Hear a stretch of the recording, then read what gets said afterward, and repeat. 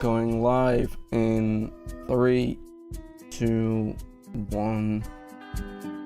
All right, what's good, chat? What's good? All right. So, quick little backstory, okay? Shut up, phone. I lost my voice 3 days ago, I think it was something like that. And as you can hear, I'm still pretty nasally. I'm coughing a little bit now. Sometimes, you know. Nothing really bad. I'm not really sick per se. I do have a headache, so that could be that does a little bit, you know, annoying, but nothing major, you know, nothing like really stopping me from doing what I need to do and want to do. So that's good, at least, right? I mean, yeah. So we're gonna, you know, hopefully have a fun stream. All right, got a bunch of reactions planned because I'm running out of content again. I need I need reactions. I mean, especially now that I'm uploading like 2, sometimes 3 videos a day. Obviously yesterday it wasn't really too. Oh, I forgot to take away the Dokkan battle. My bad. Oops. There you go. Okay. So yeah. Speaking of Dokkan battle, we have a huge data download. Not really in size, but more in impact. Because how you call it?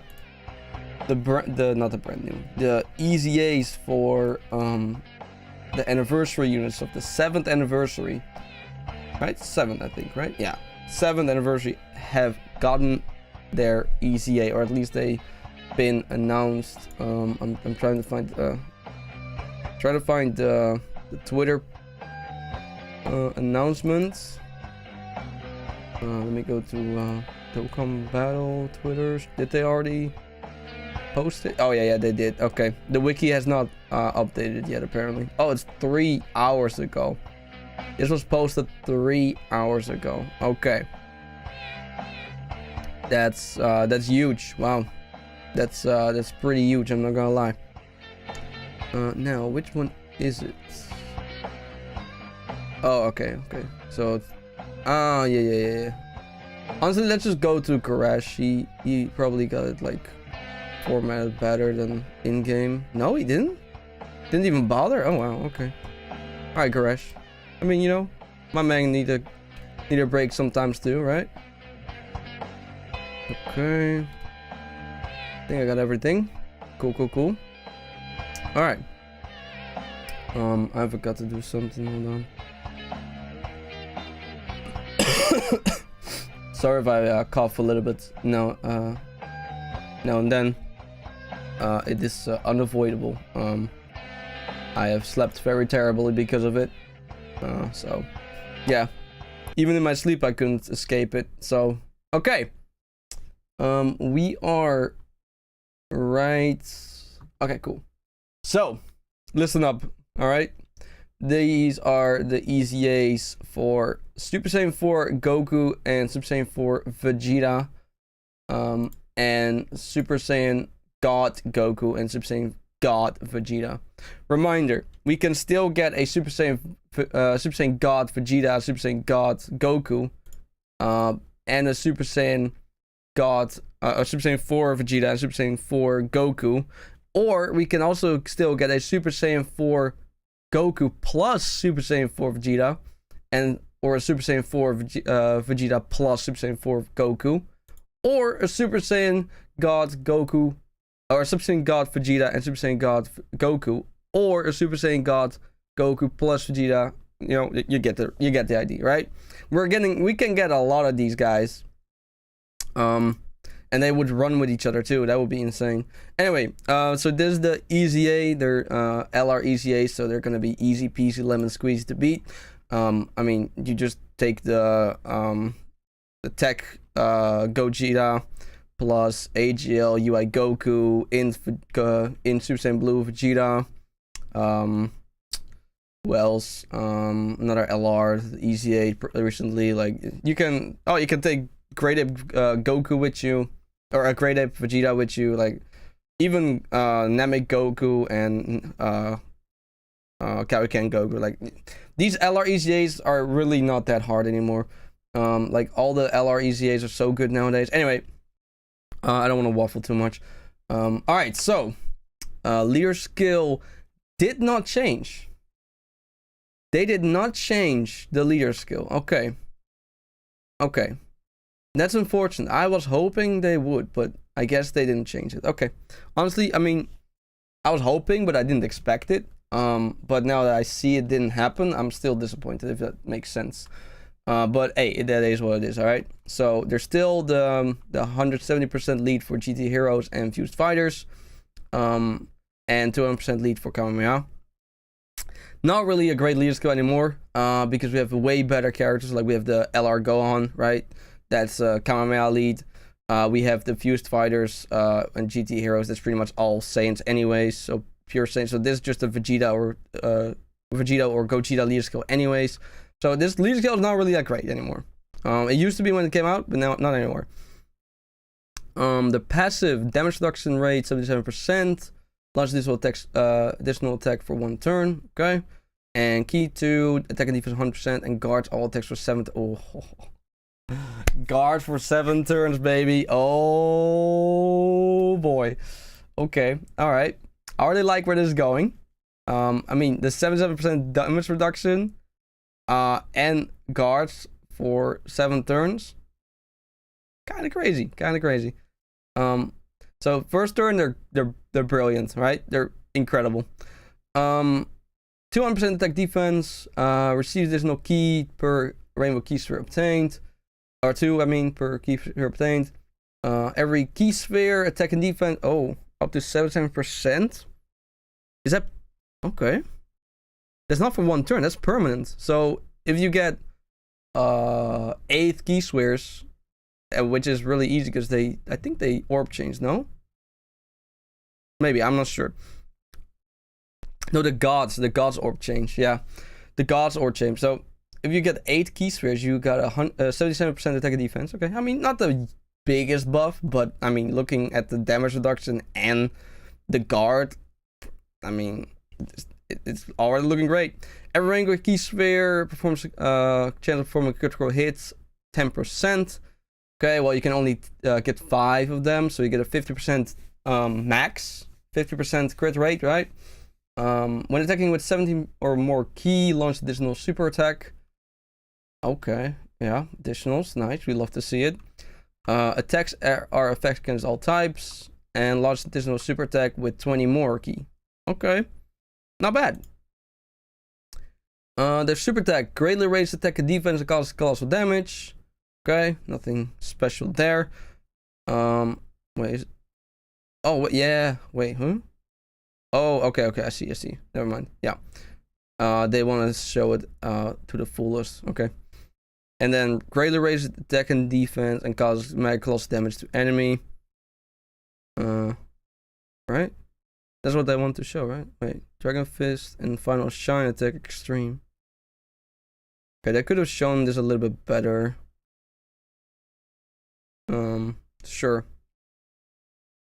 Yeah, they only showed the name. The attack name is not very important. It's more like this, but you know, greatly raised attack defense. Probably for 1 turn, I assume. Or no, they're stacking, right? Hold on, let me get them their previous data real quick. Yeah, they're not in the data yet.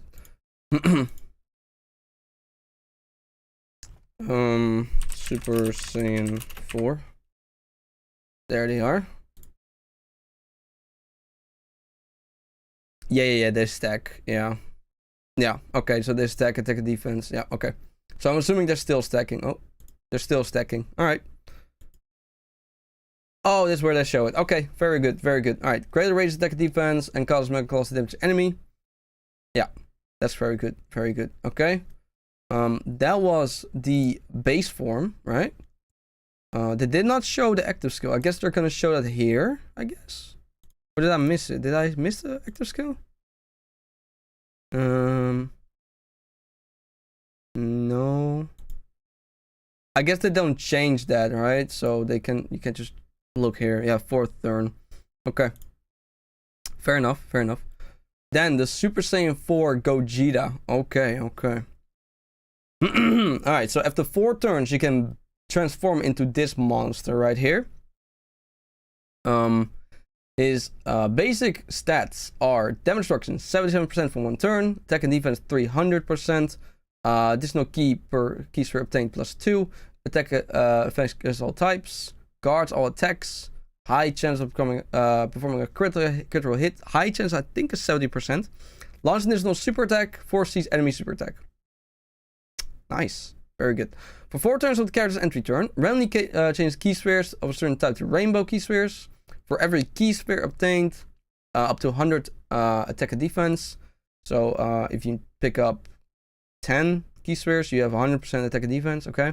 Chance of performing a critical hit and damage reduction up for 10% for every rainbow key sphere. So again, instead of only the damage reduction, right? It was only a damage reduction that they got from that, right? Hold on. Oh, critical hit. Oh, it was a critical hit. So instead of a critical hit, they also now get a damage reduction rate of 50% if you pick up for every rainbow key sphere obtained. So if you pick up 5. Oh wait, no. There's no like limit, and there's no like turn, only 1 turn. So does this stack? Does this like go? That seems kind of broken. Can it go above 100? Or am I stupid? I might be dumb. When attacking the active skill or when attacking with 24 key, attack 50%. Okay, not really that great. I mean, for the active skill is good, and for 24 key, you know, it's extra attack, but I'd rather have more, you know, defensive capabilities, but you know, that's good. 50%. Damage reduction rate 50 within the turn when HP is 50% or less. Okay, so 50% damage reduction when 50 or less. Okay. I mean, I would say this. I don't really like HP restrictions, especially not if they're below a certain threshold. Because below 50%, you get supered by the wrong person and you're dead. So, we'll see how he is in game. You know, maybe this, you know, is insane. Maybe he's insane. I'm assuming he's insane, but we'll see. Great chance of nullifying it and countering with tremendous power. Okay. Counters with tremendous power when facing only one enemy and the enemy's HP is 50% or less. Okay, so it's guaranteed if it's one enemy and the enemy is 50% or less. Otherwise, there's a great chance of nullifying and countering a super attack. Okay. I mean, so far it's looking really good. I'm not gonna lie. Mass raise attack and defense. Oh wait, no. Massively raise attack and greatly raises defense. Okay, for 1 turn. And then massively raise attack and defense for 4 turns and cosmic cost of damage. Okay. Oh, I misclicked. Massively, yeah. I already read that. Yeah. Okay. Wow. I mean, Gogeta looks really good. I'm not gonna lie. Gogeta looks really good. Alright, let's see the gods. Alright. So, let me lubricate my throat a little bit. I can already tell, but my voice is starting to fail me.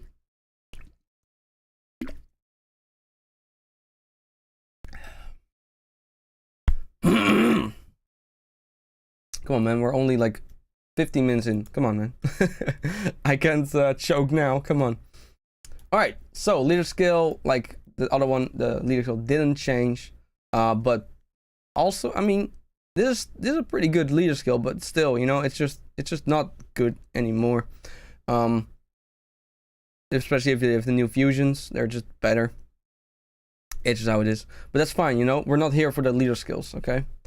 We're here for how they perform on their Gogeta's or Vegeto's leader skill. Let's be honest.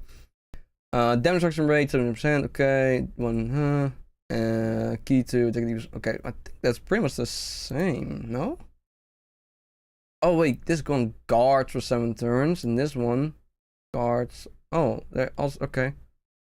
Wait, are they just the same? They're just the same unit. I'm on God Duo, right? Yeah. Are they just really the same unit? I mean, I'm not complaining. Don't get me wrong, but it's kind of lame. No change at all. Okay. Sure. Super attack. Greater raise attack and defense calls for damage to enemy. Greater raise attack and defense calls for enemy. Okay. Yeah, they just made a mistake last time. They made a mistake here. Oh, fuck's sake. I'm going too quick. Yeah, here they instead of showing the super attack or the attack effect, they showed the super attack name instead. Okay. I was already confused about that. Okay, so that okay. I mean, not really anything to say. I mean, they're great, don't get me wrong. It's not bad. Also, this guy, I think he also you should link with each other, right? There he is. Yeah, he should have the same active skill conditions. So 4 turns, and then you turn into these two. I mean, I can compare them again, I guess, right? Are they just the same unit? I mean, oh wait, something is different. Okay, so he has a launch additional attack and 4C super attacks. And he's medium chance of evading enemies attack and change key spheres into rainbow. Okay, bro. I mean, that's great, you know. Sorry. Okay. Okay, for 4 turns, change key spheres for a certain type int to rainbow, and this one randomly changes the key spheres of a certain type to rainbow. Okay, so he doesn't do that with int.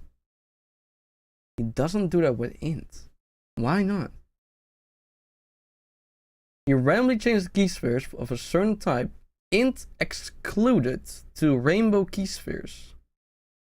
Now, why the fuck does he not do int? Okay, I mean, okay. Maybe I'm. Who did he like? He came out with. What int unit did he come out with? I don't know. I don't know an int unit that was really about orbs. That came out around the same time. Does he have it here too? The int performing? Or is it just a new thing? It's a new thing. Okay. So they're intentionally doing int key spheres. Or not doing int key spheres. Okay. Sure. Maybe it's part of their passive or something? Int key spheres? No. Change key spheres into rainbow. Oh, okay. So their basic. Oh, okay. I see. Their basic effects is already into rainbow for some reason. And then this one is ridiculous, right? For 4 turns, int doesn't go to rainbow because it already goes to rainbow. Okay, I mean, yeah, sure. Fair enough. I don't know why int though. Why specifically int? Like, who are they? I don't know. Weird. For every attack, a key sphere obtained. Yeah, it's the same thing as Gogeta, right? Yeah, same thing. Okay. Performing a critical hit and chance of evading enemies attack. Okay, this is different, right? Okay, I don't know if I like the gods better. I don't think so. I mean, I like evading as much as the next guy, but like damage reduction is just better. Maybe they age better because of the evasion, right? Because damage reduction can age out, right? Look at Beast Gohan. However, for now, I think Gogeta is better. Launching this little super attack, which is not the same thing. Okay, he only got 50% attack with 24 key spheres.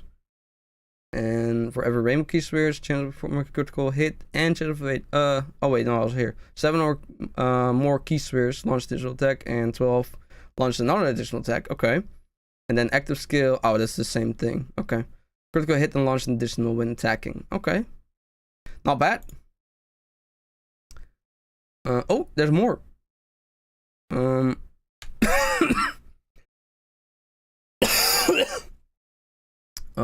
we go. Oh, here. Performance critical hit and launch additional super attack when the enemy's HP is 50% or more. Now that I like. 50% or more. Evades enemies attack when HP is 50% or less. Oh. Okay, well, I don't like that. I don't like that very much. Because, I don't know. I just don't like HP restrictions that are less than.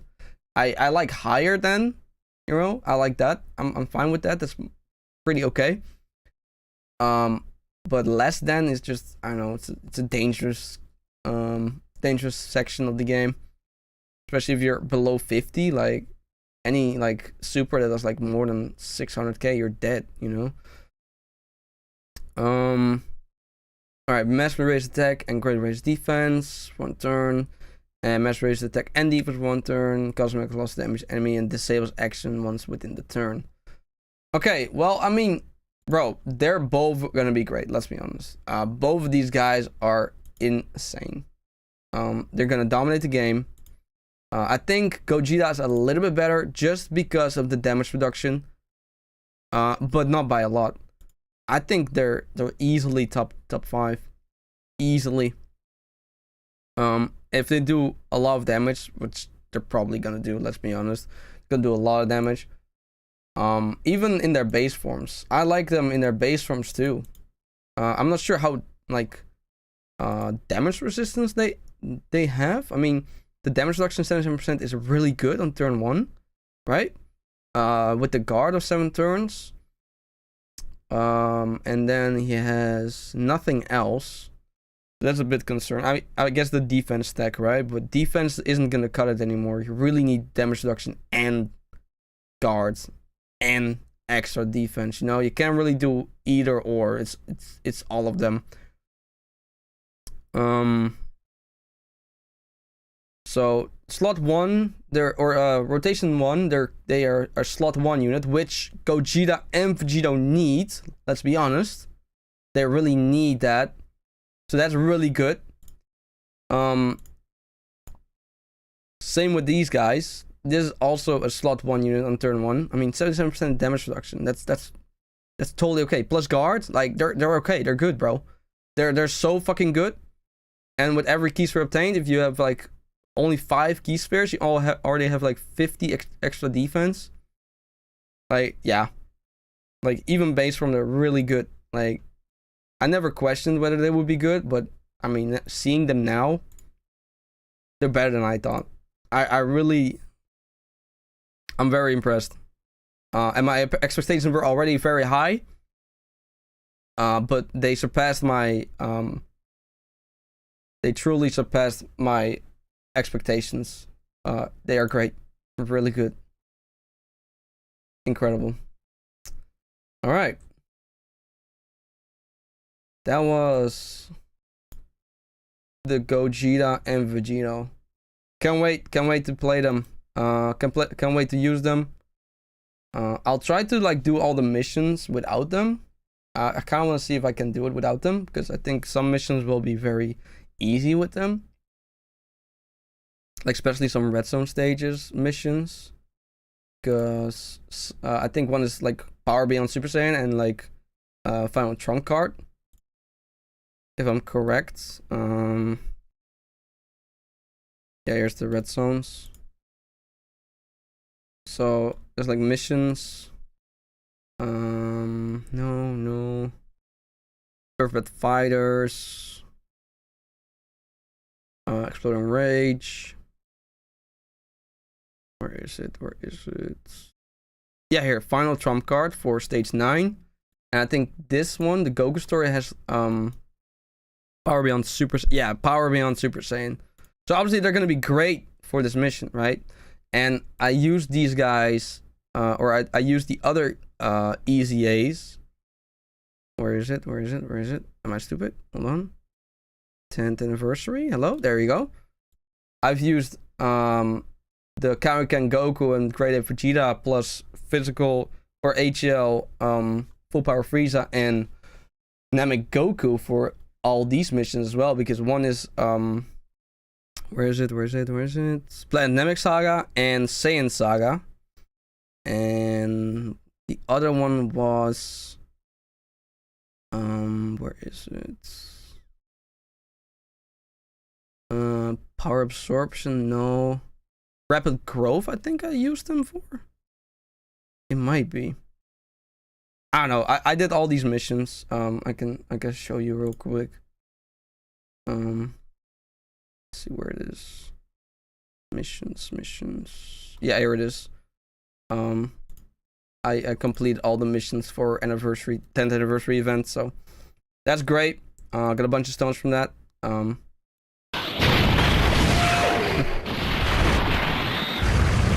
So cool that it was the final hit too, man. Look at that, 3 million or 30 million. Very nice. He's not as bad as people say he is. I mean, obviously this is a baby event. It is not like the newest, hardest red zone or anything like that. However, it is definitely it's definitely not a easy event either. I died a couple times. So yeah.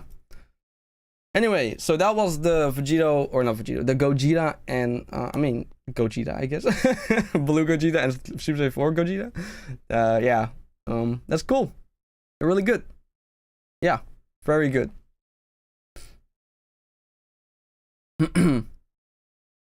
I think I forgot to record that. Yep, I totally did. Okay, whatever. It is what it is. Let me write it down that I don't forget. It is, what day is it now? It's 25th. Okay. Easy A details. Super Saiyan Force and gods. FOD. Yeah, cool. Make sure that I download the FOD so I can make the video. Okay. God damn, bro. That's only a half hour. I'm struggling here.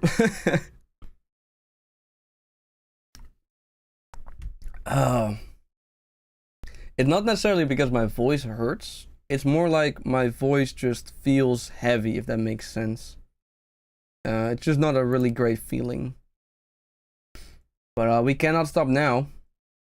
Alright, we just started. So yeah. Alright, so yeah, let's watch this one.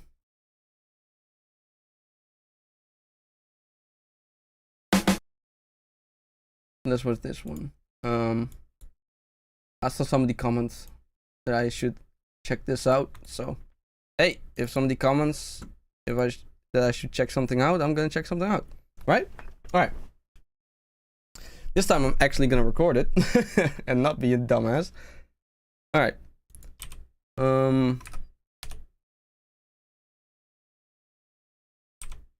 Here we go. All right, recording in 3, 2, 1. All right. What's good, YouTube? Yo, welcome to a video that some commenter hold on, let me retry that. What's good, YouTube? Yo, welcome back to a video that a commenter wanted me to watch, and it's Avowed versus Skyrim. Apparently there's not a lot of differences, and apparently Skyrim is winning over a game made in 2025. So that's pretty interesting. Now I have never played this game. I've only reacted to one video where they said the game was not received well, and that was where this person commented under. So yeah, we're gonna watch this video and see what's good. Game mode is what it is.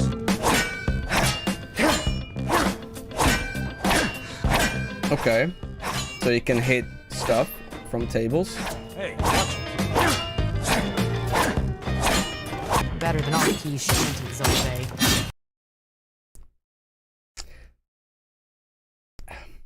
I mean, the game looks...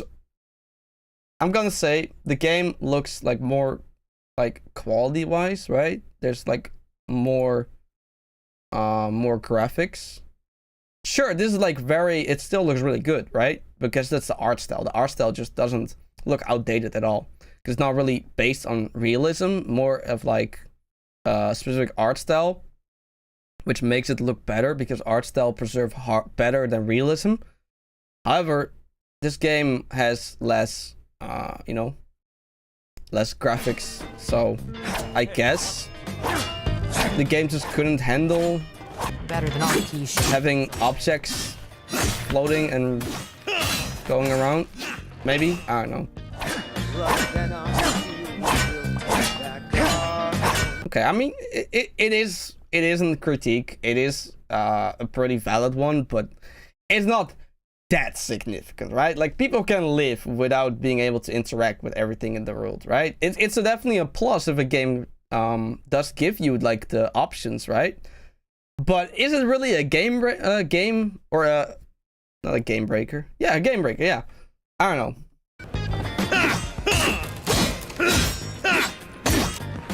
Wait, they just didn't even respawn? Wait. Wait, what? Okay. No reaction. Okay. Interesting. Ripples in the water. Okay, water physics can look really good or really bad. Okay, very stylistic water. Oh god. Oh god. Okay. Yeah. All right. I see you. Okay. Yeah. Yeah. They're just floating in water. They're not swimming in water. Yeah. I get what you mean. Yeah. There's no. Yeah. Well, this doesn't look the greatest, right? But let's be honest. This game is really old. But it does make it seem more interactive, right? I think that's what the critique still now is mostly based on, and that is that it doesn't feel like you can interact with the world very well. Not very immersive.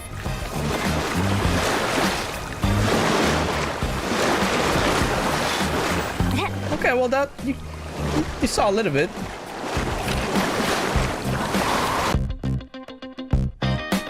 Wait, so first person you could see water like splashes, but third person you can't? That's lame. Shooting arrows into the air. Okay. Well, they come back. Is that it?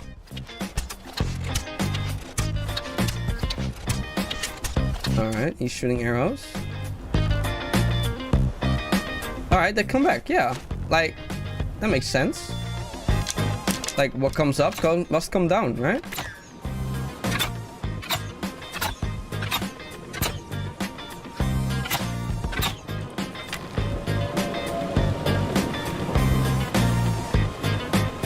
Unless it's avowed. Okay. That's, yeah.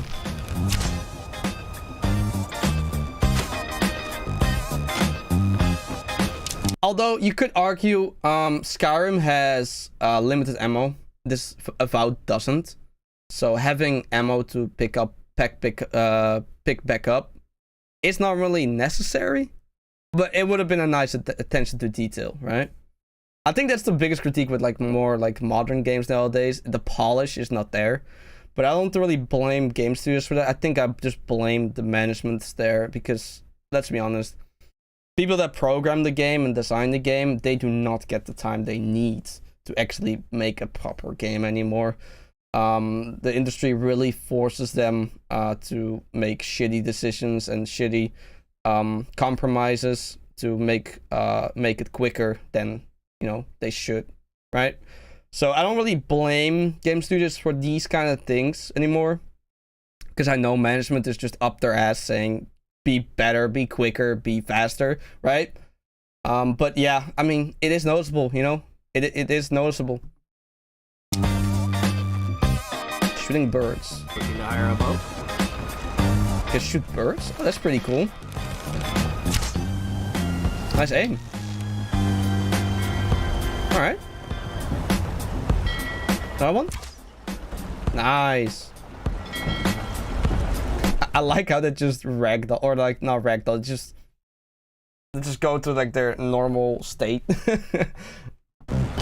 Like no. Oh. Okay. Yeah. So they do not have collision. They are not meant to be shut down. Okay. Yeah, I mean, so far I've just seen is just very unimmersive settings. This game doesn't have the immersion that the majority of players think they should have in games, right?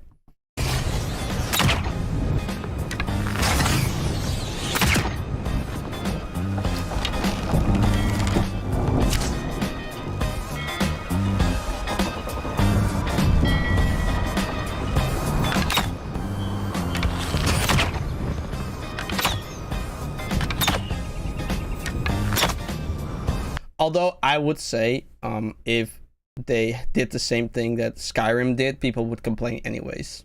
Like, oh, you can shut down a bird, but they go to like Gmod Stiffy mode the moment you shoot them down. I think people would complain about that as well, right? One thing that I've noticed about the gaming community overall is you cannot please them.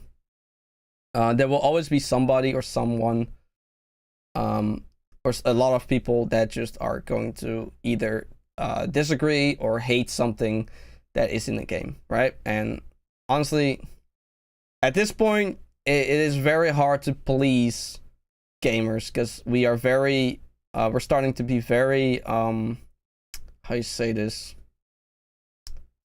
Trying to find the word. It's called, not greedy, but entitled. That's great. Yeah, that's the term. Very entitled about what games should have and what they should be able to do compared to how much the game is costs, right? And we're getting very entitled on like what games should provide, what kind of experience they should have, and how they should be polished and all that. And most of the critiques I think are very valid. But some of these are just dumb, right? Some people just like to complain. Let's be honest.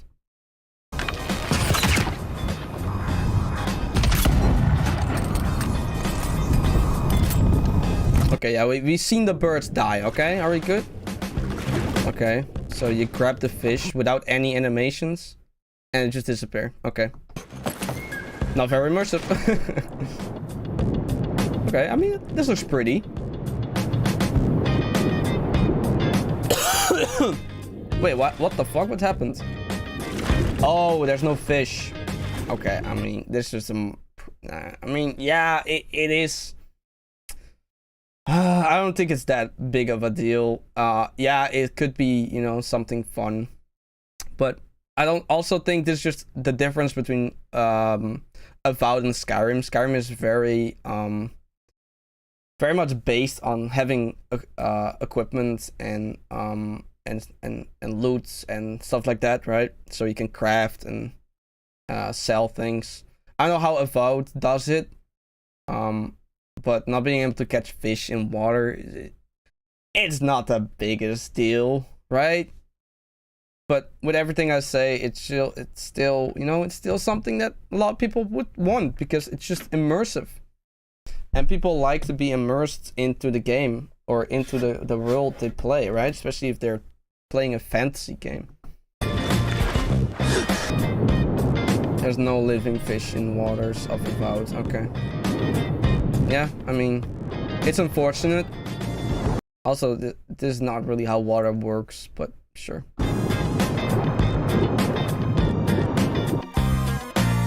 Crowds and extras. Okay. So I think NPCs are very crucial to a game like these kind of games. So if they mess up here, I think they fucked up hard. The finest cuts, fresh from the wilds. Okay. They're walking around, you know, they're very lively. Alright, she got gills. Okay. I mean, it's a fantasy game, right? So not everyone's gonna be human. I mean, I don't know whatever the fuck that is. Some fish woman or something, or man? Is that a guy? I don't know. I think those are pecs. Yeah, that's a guy. Okay.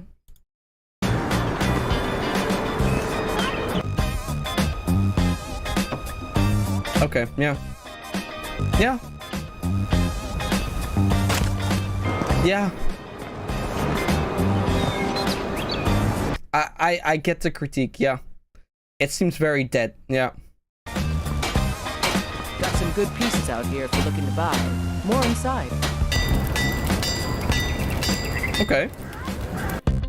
I mean, at least she had an animation, right? NPC schedule.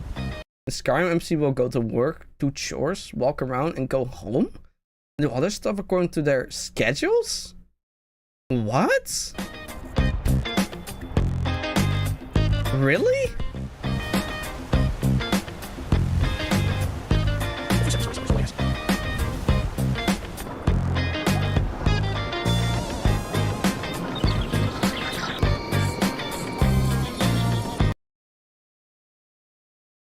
Wow. Yeah. I mean, you could say that the game had different priorities, right? Like making the shittiest game they could have thought of. Shooting arrows into the water splashes. Yeah, that makes sense. I mean, even Minecraft has it, right? And Avowed doesn't, of course. Okay.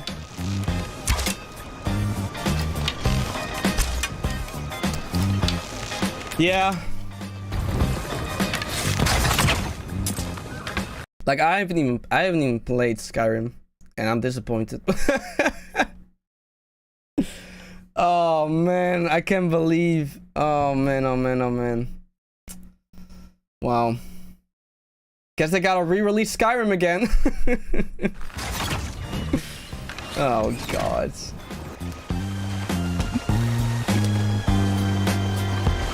Okay. Interaction with... Wait. Is an exception and will leave splashes in some waters but won't in others? Okay. Okay, yeah. It disturbs us. Okay.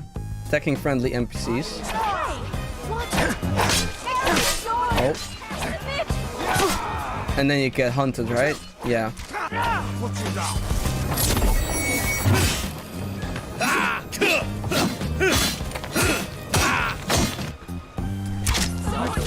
Yeah. Damn! Yo, she pulled out a shank. What the fuck? Damn! She did not waste any time. Damn!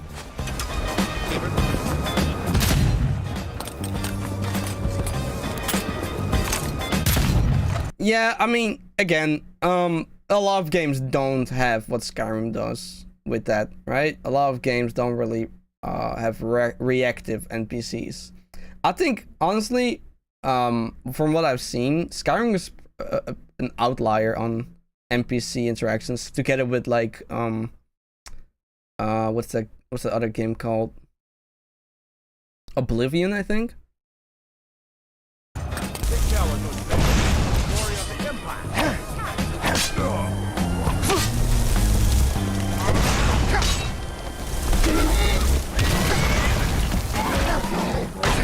Even the horse comes in to attack you, bro. Damn, NPCs have like killing animations?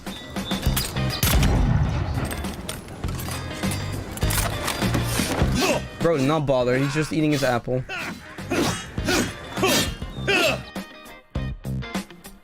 Critters. Oh, chickens? Okay. That was a little bit excessive. What's with the whole, like, animation? Oh, just one time. Oh. I don't think the biggest issue is that you can shoot them. It's that they are running on 20 FPS.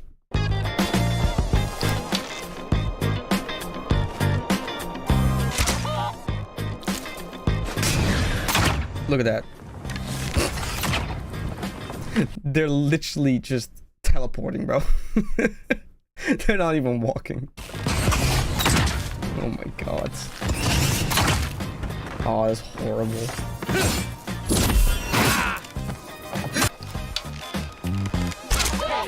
Look, that chicken actually had a walking cycle. That rooster in the VOD had nothing, bro. Look at this. Somebody tell the animators that they fucked up. Please.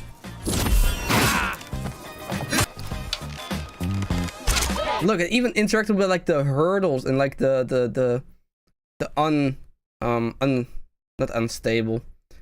Unequal like road. Did the NPC just comment on that you shouldn't just kill helpless chickens?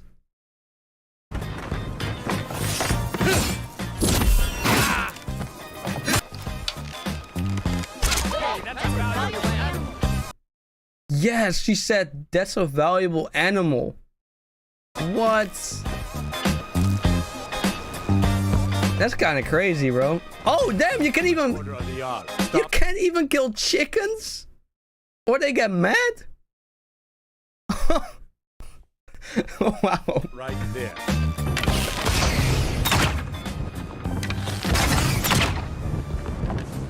No, that white walk cycle is abhorrent, bro. That is horrific. No, not the goat.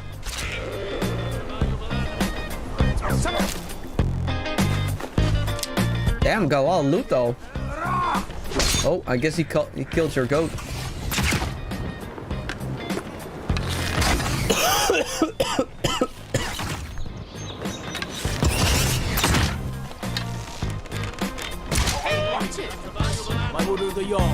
Stop right there. Wait, can you get arrested in the game? Surprise. Guards attacking hostile NPCs. What? That's a giant. So that's a monster, right? Oh, where did he go? where did he go? Hold up. He just disappeared. Huh? Okay.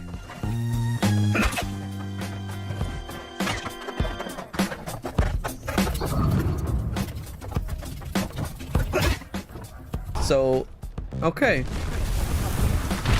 Damn. Damn, even the women, bro. God damn. Badass motherfuckers. Yeah, they do not care, bro.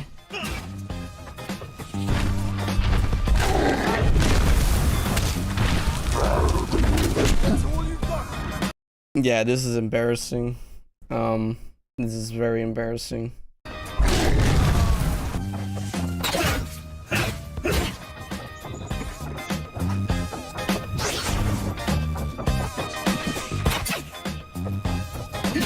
Why is she still? She was just standing still.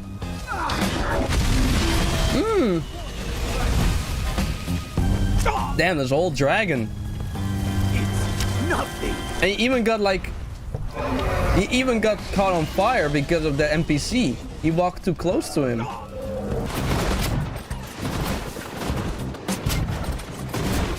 They will stick to their location.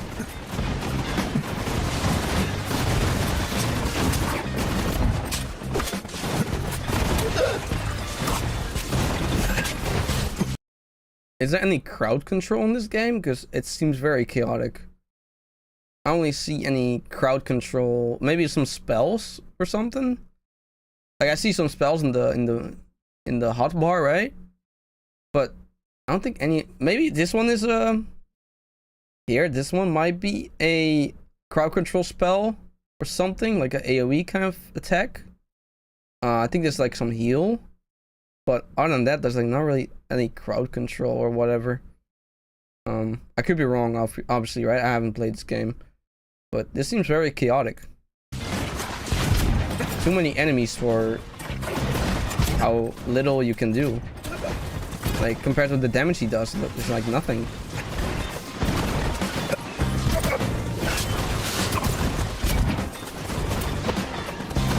Also, can I say that this gameplay does not look fun? It really doesn't look fun whatsoever.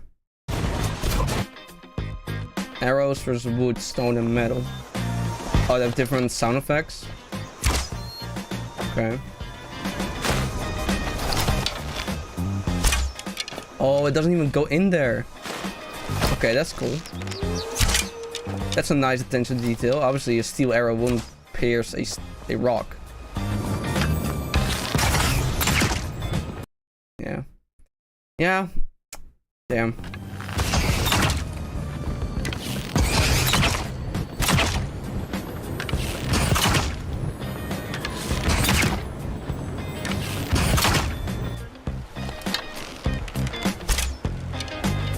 Can also say the art's direction in Skyrim, it has character.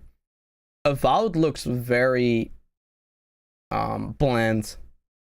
There's no like charisma whatsoever.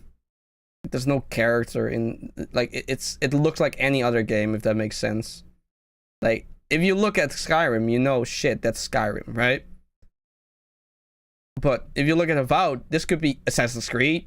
This could be some other, like, RPG. Like, I don't know. Looks very bland. Maybe that's just me, but I just don't really like realistic kind of games. I really like art direction. And I think Skyrim has like really good art direction. Everything is really stylized and like charismatic. And it's noticeable. You can tell, like, oh, this is definitely Skyrim. You don't even, you can only like look at how this like bowl looks, right? And you know, oh, that shit is Skyrim. You just know. And I don't even know the game. I haven't even played the game.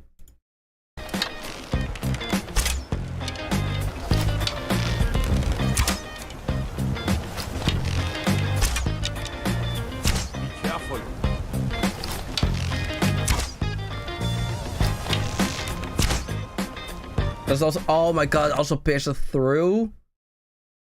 Yeah, bro.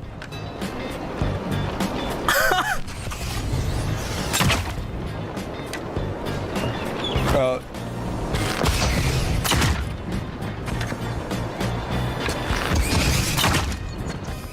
To be fair, it's a charged up arrow, so maybe the piercing is a lot better than a regular arrow from a regular guy pulling it, I guess. I guess you could make that argument. Right? Oh. Oh. Never mind. Oh my god, bro. The first time I start to actually like defend the game because I saw like an inconsistency or like a consistency in how the arrows work, and then they and then they pull this. Oh, yeah, this game is not defendable, bro. Why? Why cannonballs? Of all things.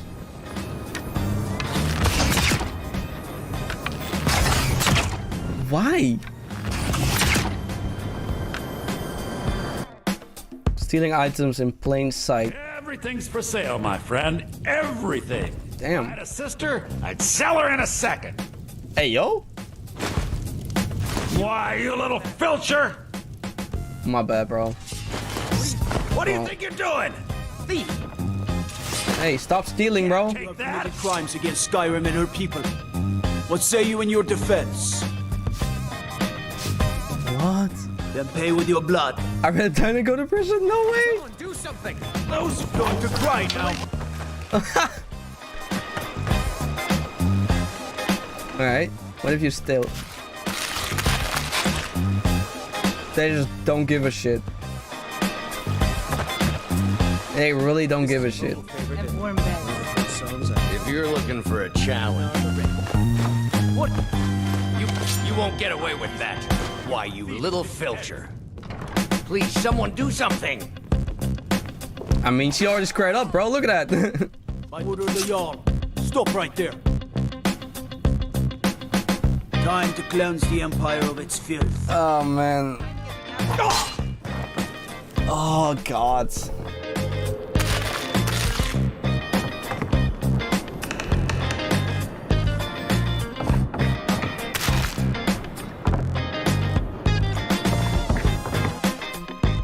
Pickpocketing, okay. Oh, damn. Why didn't you take his knife? Then he couldn't protect himself. You could just steal from the shop owner? Oh, you can't. Oh, that's the whole point. You can't pickpocket. Okay. Crimes against Skyrim and her people.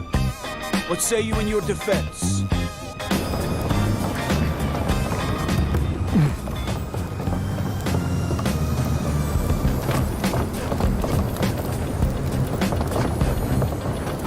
Yeah, you can just not pickpocket anyone.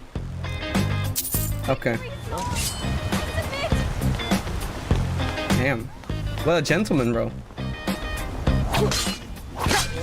By order of the Jarl. This is what we should bring back, bro.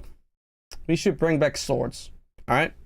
So, whenever you see injustice, you can just pick up your sword and have a battle. I think that would improve society by a mile. Alright? Get rid of the guns. Alright? Guns are pathetic. They're for fools, they're for weaklings, and they're not a tool for people that are weak. Alright? Only weak people, or they are a tool for weak people. Swords are for strong people. And if everyone carries a sword instead of a weapon, like a gun, society as a whole will become stronger. But that's just my my opinion.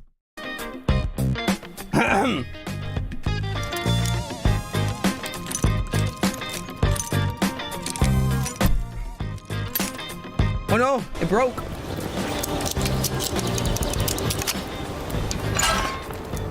Alright, I mean, that's not a really big issue, right? Sure, it's very immersive, but is it fun? Is it fun having to do this quick time event every single time? And hoping that you just get lucky, or your lockpicking skill is high enough to, like, to do it? I don't know. I don't really find this mechanic fun. Sure, it's immersive, but it doesn't really make a game better, in my opinion.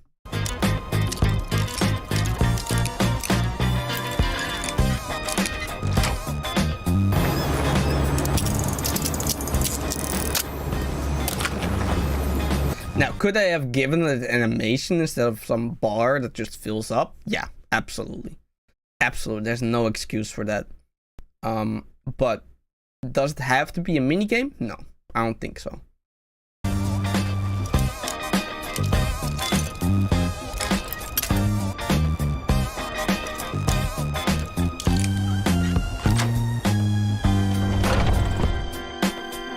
Physical preference. Wait, what? Preference? Hold on, did I read that correctly? Presence. Oh.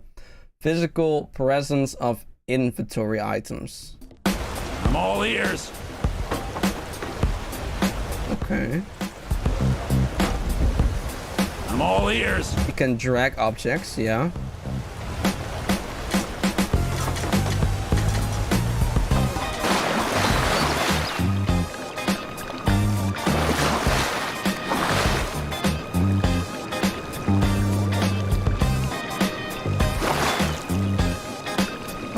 Okay, I get what you mean, yeah.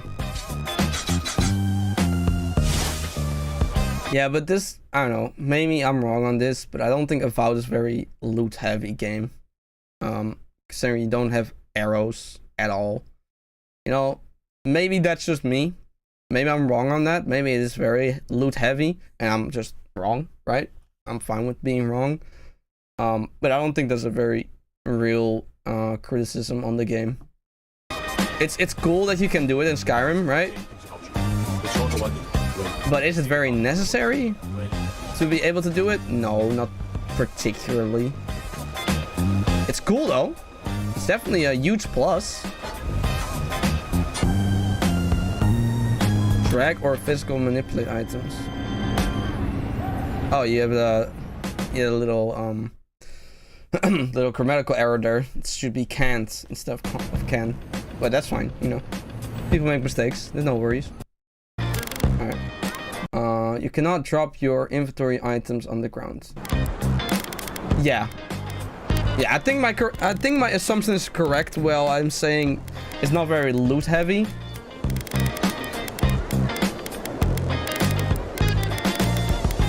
Maybe not. Maybe I'm wrong, actually. This looks like a lot of loot, I'm not gonna lie. Damn, every time I try to defend this game in like some manner, it just backfires, bro.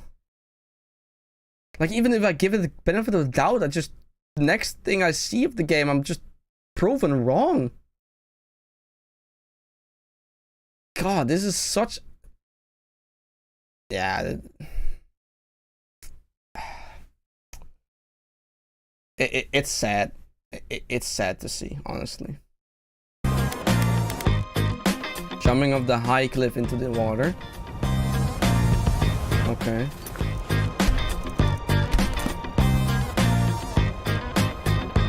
You're dying, right? Oh, you don't? You didn't even take damage. Okay.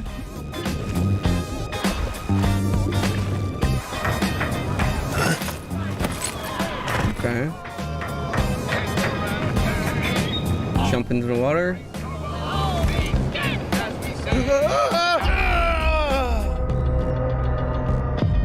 That's... You die even before you touch the water? Wait, did he get like hit with an arrow or something? Is that it?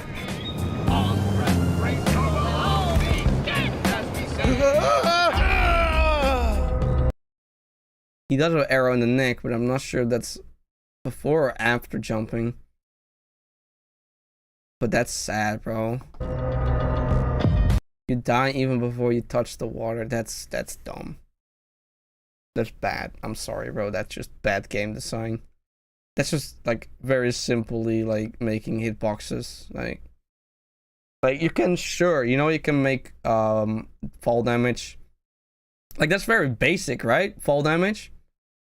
I saw somebody who made who like modded, or not like modded, they like changed Overwatch and gave it like fall damage. Like, if people can do it in Overwatch properly, how can they not do it in this game? Like, I'm sorry, bro, that's inexcusable. That's insane. That's so bad.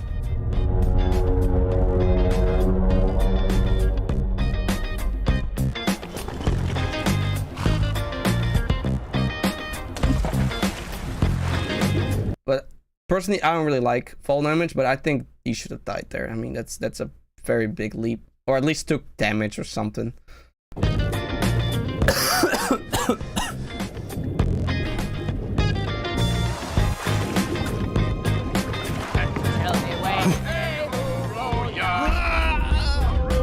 Okay, yeah, it was not the arrow.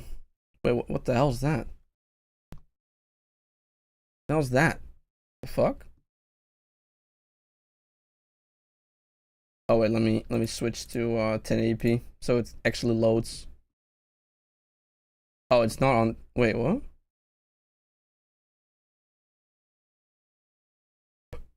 Sorry. Yeah, what was that? What's that line? Why is there a line there?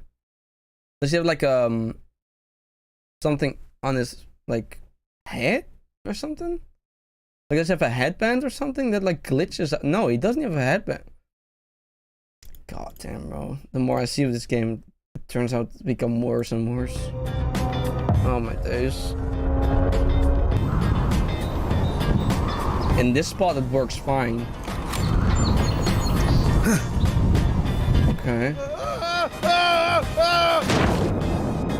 I guess maybe it's the specific area or something. I don't know. I can't excuse them. Sorry, bro. I'm trying to find reasons, but like, oh my god. Oh my god, I feel terrible for people who bought this game. I really do.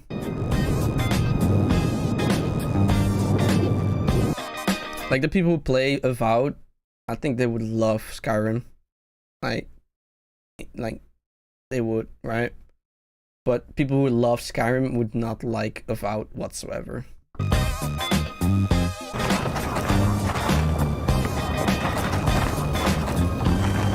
Collision glitches with NPC animations. That's not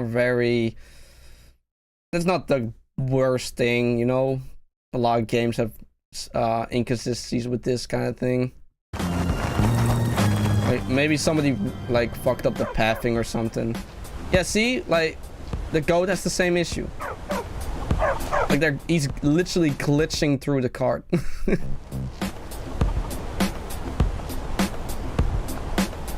Also, a thing I think gamers also have a thing for is whether a glitch is funny or not. That's when the glitch is not important. Like this goat glitching through this cart, and probably if you like maybe pushed a little bit, it might fly into the sky or some shit. Like whenever something like this happens, it's funny because it's so broken that it's just ridiculous, right? But if it's borderline broken or not borderline broken, borderline working, and it's just slightly not working, it's not funny, it's not ridiculous to watch, it's not really enjoyable to see. It just ruins your game experience because you're like, oh, I guess the game developers really fucked up here in pathing or like collision or whatever, right? But this shit is funny, right? I think there's like a difference. I hope he flies off. That would be funny. You a wizard or something? Oh. Oh. No? Okay, he's not glitched anymore. Wow. Wow, that was a good video of him, bro. Terok JK, very good video. That was, yeah. Man, let me see the comments.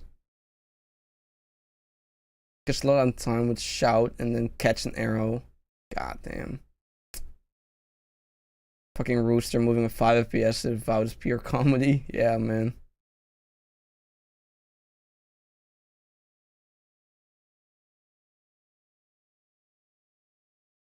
Wait, interesting how she can metal. Wait, really?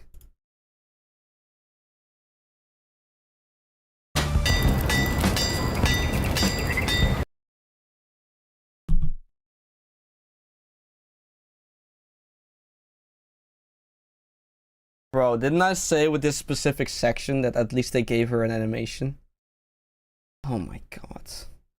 Listen, man, I think the majority of this game's faults are simply a very good sign of animators and game developers and coders and all the other crucial people to create a game to function do not get the time or the money behind it to actually fully do what they are asked to do. They get the bare minimum.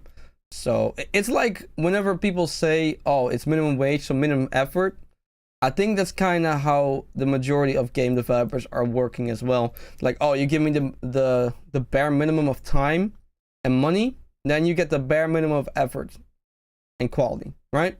I think that's something the majority of game developers and just games in general turn out to be because of that.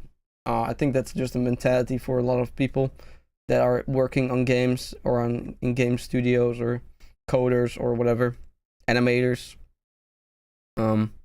So yeah, if you can blame a game for being bad, blame the people that are part of the marketing blame the people who try to make cuts where they shouldn't make cuts in the budgets, and all that, right? I think that's what we should blame them on. I don't think we should blame the people that are coding the game or like making the animations. They're just getting paid to do the job. They're doing the job, right? That's just how it is. So yeah, anyway, Avowed versus Skyrim. Let me know what you thought about the video. Let me know what you thought about my reaction. And like and subscribe. And with that being said, that's about it. Take care. God, that was embarrassing. That was truly embarrassing.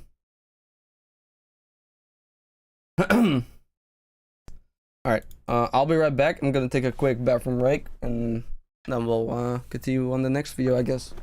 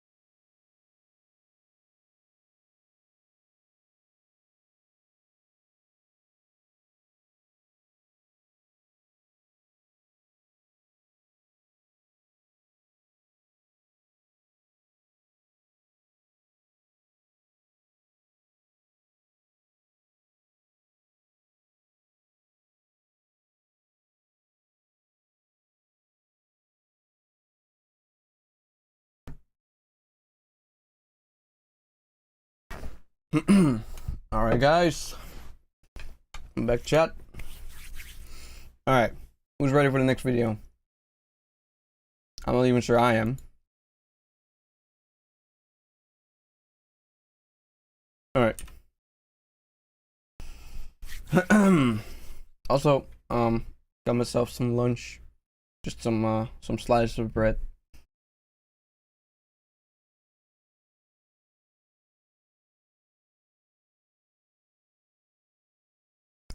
I got 8, you know?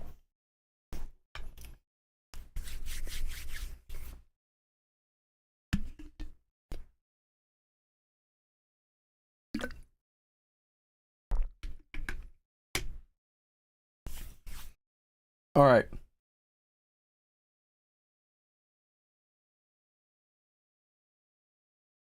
All right.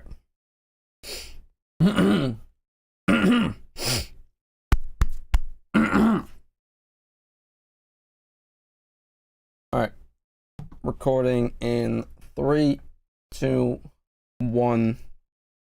What's good, YouTube? Yo, welcome back to some I don't know what it is. I mean, we're back watching Alterio again. Or no, not Alterio, Alteriory.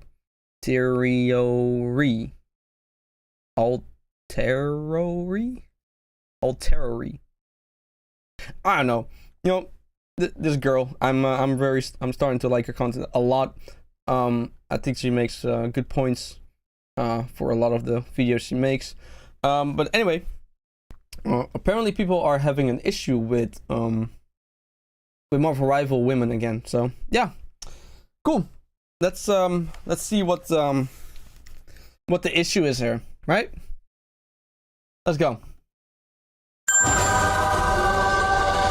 When Marvel dropped its Fantastic Four First Steps official teaser, people naturally do what they do. They talked about it. They just want to talk about it. Most people seem excited for the movie. Me personally, not really. Yes, I'm jaded when it comes to all things Marvel. Can you really blame me? But understandably, there's a lot of hope, especially since there seems to be a clear focus on restarting things and the creator. Of course they're focusing on restarting things. They never want to start like build on top of the already established stuff because then they can't resell something. Like, duh. It's very obvious at this point that even though Marvel is very successful with their like Marvel Universe stuff, right?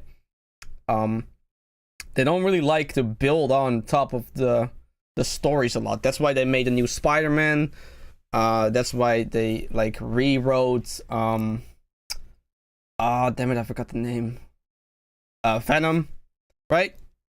Like they I think there's like another character from Marvel that like got a recast or like a restory or whatever.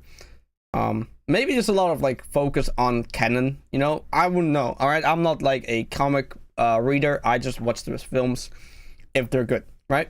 In the studio acknowledging openly that Phase 4 was really horrible. Anyway, naturally, people who are fans of the Fantastic Four franchise, are gonna make posters, they're gonna make fan art, it's normal. Now, I got this post from a fan, and it's funny because this was available before, and then the person deleted their post for some unknown reason.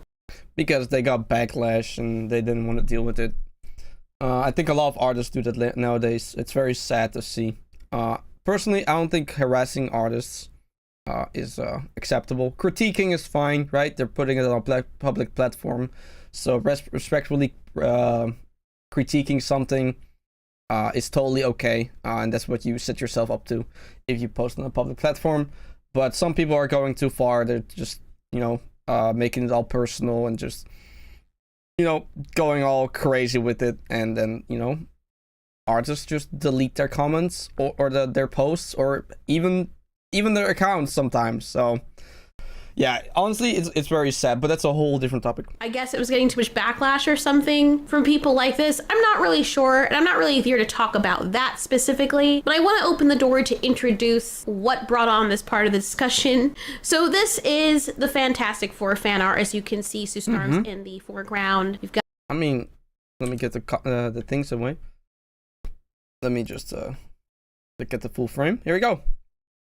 I mean, it looks good. Very good art, right? I don't see And see, like even there's like even details and like the gloves, like it is a very good fan art, bro. Even the pants here, pants with like little wrinkles. Yeah, I mean, I don't see how you can possibly be against this. Like it's a really good fan art. Surely there was a different way to draw this. How, draw what? I'm confused. I'm genuinely confused right now. Got the thing over here looking like he's crushing Reed's nuts, and Flame On dude over there. No one had a problem with this, or I wouldn't think that anyone had a problem with this, For real. except for a few select people like this individual who said surely there was a different way to draw this. I'm sorry. What? Since when did we become policemen of art and how someone chooses to draw something? Oh, that's been a thing for years now, bro. That's nothing new.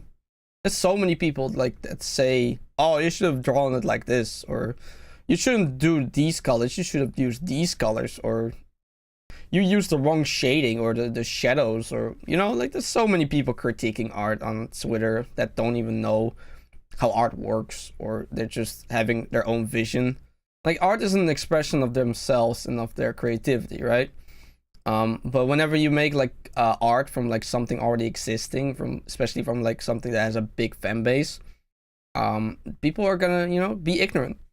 If a nude artist had decided to draw Sue Storm in nude, or just some random woman who wasn't the character, nobody would have had anything to say. People like this probably would have been peeling their lip back because they couldn't speak fast enough to let everyone know how enigmatic and poised she is. The deeper meaning of intimacy. Oh, how gorgeous. You can put a freaking praying mantis with his legs spread eagle and people will call it art and completely Let me ignore get the the fact captions that the back. person peeled all its other legs off and killed the insect and is posing it that way. Nobody cares. But here's the real question. Is this problematic? I honestly didn't see anything wrong with this until I looked hard enough and I realized what he was saying. At first I thought he was criticizing the thing because he looks really awkward in the middle of them like that. That's just my opinion. Yeah. I'm not really for the style, even though it is beautifully drawn. But then I see him link to the original photo when I guess enough people were giving him There's a better way to draw this. backlash, and he said, okay, well, surely there was a better way to draw this. The only thing I see wrong with this is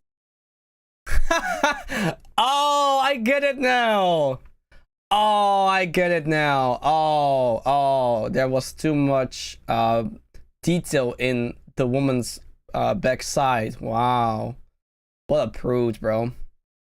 If you look around outside, you can find way worse than this, bro. why'd they have to draw Reed like that? Ew. And if we really want to call for equality here, Reed should I like the fact that these all stretchy and stuff. Yeah, I like that. That's funny. Really funny. have a little bit of a bulge. Just saying. But here's the True. They didn't even give him a dick, bro. Bro is dickless. Damn. question. Is drawing characters like this really problematic? And No. if so, who was it problematic for? Of course, I must add that it is a very real possibility the person could be. Also, But can we here's just- the question. He's criticizing the fact that she has a bum, right? And it's very detailed. But meanwhile, bro has like a full-on 8-pack with fucking I keep forgetting how that's called. Like the muscles on the side of the abs, right? As if that's not like an unrealistic beauty standard. Like it's so hypocritical, bro. It's only about women, bro. The moment there's like a man that has like insane muscle definition and stuff, oh, that's fine. That's no worries. But a woman having a ass, that's where they draw the line. Fucking retards, man. Question. Is drawing characters like this really problematic? And if so, who was it problematic for? Of course, I must add that it is a very real possibility the person Retards. It's problematic for retards, bro. What we thought he meant, she, whatever. However, there are enough people on the internet that have made issue about things like this in the past. Same thing with the whole Stellar Blade incident, when a bunch of people on Twitter were trying to ignorantly suggest that somehow something is wrong with Eve or the main character, calling the body type that she has unrealistic. And then they posted that it was based on a model. That was so funny, bro. That was so funny. The moment they realized that this unrealistic body was actually based on a real person? Oh my god, bro, that was hilarious, bro. Which, I mean, how is it unreal?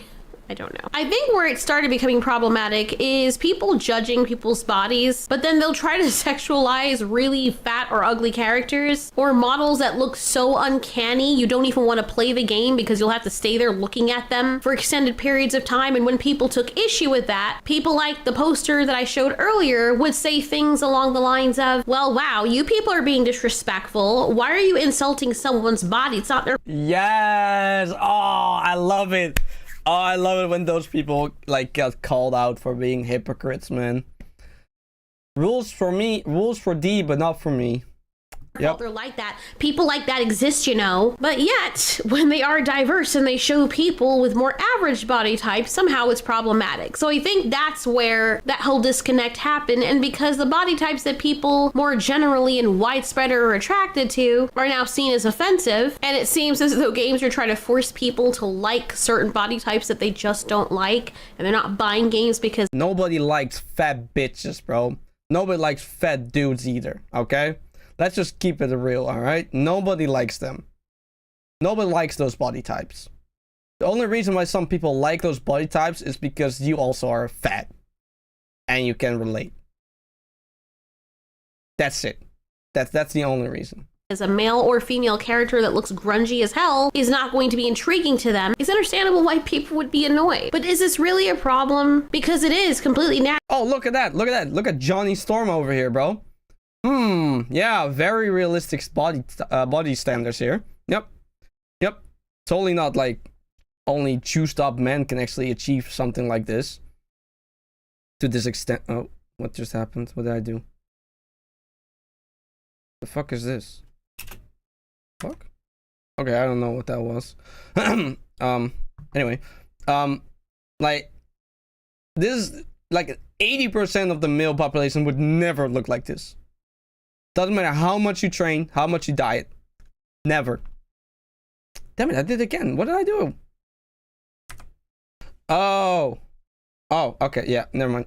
Natural and psychologically normal for people to be drawn towards fit and attractive body types, which is what we see here with Sue Storm. No one's gonna look at the back muscles too, bro.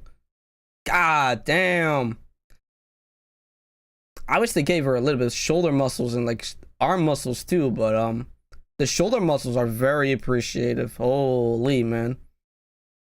Man, I love women with muscles, man. They are so beautiful. gonna look at Reed Richards and be like, damn, he looks like a cold glass of freaking asparagus. Like, even if he's look, like, ew. Really? Now Johnny's looking good, but they faded him to the background. The only man that they have here looking decent is the one that's the ugliest. They're definitely using Sue to draw in eyes. And why are they doing that? Because comics are made for boys. All right, say it all with me. Comics are made for boys. Games are made for boys. It's so obvious. It's so obvious. And obviously, you know, women can like it, right? Sure. But you don't see men complaining that makeup is not made for men. You get men that like use makeup, right? Majority of them are gay, but that's irrelevant. But you don't see men complaining that makeup is not made for men, not targeted towards men. No. So why do women complain that comics and games are targeted for boys? I don't get it, bro. And I'm losing my voice. This was a bad idea. Maybe I shouldn't have streamed today. Maybe I should have waited just a day longer. We'll see. Anyway. Because most of the comic book demographic are males. Yes. So it makes sense. They're not going to try and be like, why are you not putting a freaking bulge on Reed? Why are you not making him look as hot as possible? Even though he still has a great body. Because they know most of their fans are probably coming for Sue in more ways. They're coming for Sue in more ways than one. I think she's gonna say the same thing in more ways than one. Than one. So it's Yes. not problematic if it's just part of human nature. Not to mention it's not like humans haven't been doing this from the get-go. Oh, and the thing is, people like Barry, I often find that they're hypocrites. I'm not saying he is, or she, whatever. I usually find that they're hypocrites because in reality, a lot of people like him consume media and content regularly that uses attractiveness and sex appeal. They are on Instagram, clicking on thirst traps, explicitly or subtly. It's a selling point. It makes them click. It was Oh yeah. Oh yeah. They probably like post of like some fat a naked bitch on Twitter or something. But that's fine because, you know, she's fat. So, you know, beauty standards don't give it a them. But the moment there's an attractive woman that is just, you know, eating healthy and having an attractive looking body with like features that are maybe a little bit less natural, maybe they are unnatural, that's a problem. Especially if it's in media, because holy shit, how dare you promote health and people that look good in media? Because yeah, I don't know. Was enough to grab his attention and make him make a post about this. I mean, he could be doing it for attention or just because he's trying to be funny, but half the people that have issues with this are the same ones they're wanking it off to things like this, the very things that they're finding issue with. And what's also funny about this is that your vocal objection And that's an assumption you could make. You could make that, but you can't really. I don't know. I don't think you can like say that for certain. ends up sexualizing the person regardless, more than the artwork itself probably intended, because you're highlighting the issue that you find with this and fixating on her pose. So you end up actually transforming what was a homage to the original as something controversial. Also, his fan art was very subtle. Like, it was very subtle, bro. It was, how you say that? Demure. Let's be honest. Controversial. And funny enough, you actually end up unfairly imposing your own sexualization onto Sue Storm's iconic stance. I also find it interesting because people I find that are extreme anti-sex people, like towards representations of attractive bodies or God damn, you saw those back muscles, baby? Oh, damn. Yo, she did. Hold on, I gotta calm down. I gotta calm down. But yo. Oh, you love to see it.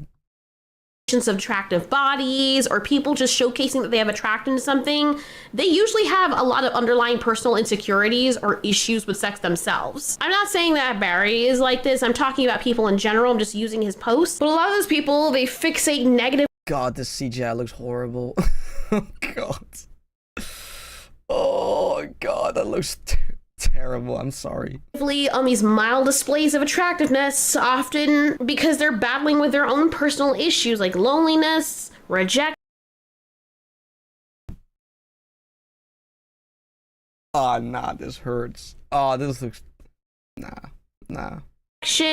They're insecure about their own bodies. They have, like I said before, their own addictions. And so they fixate on this stuff.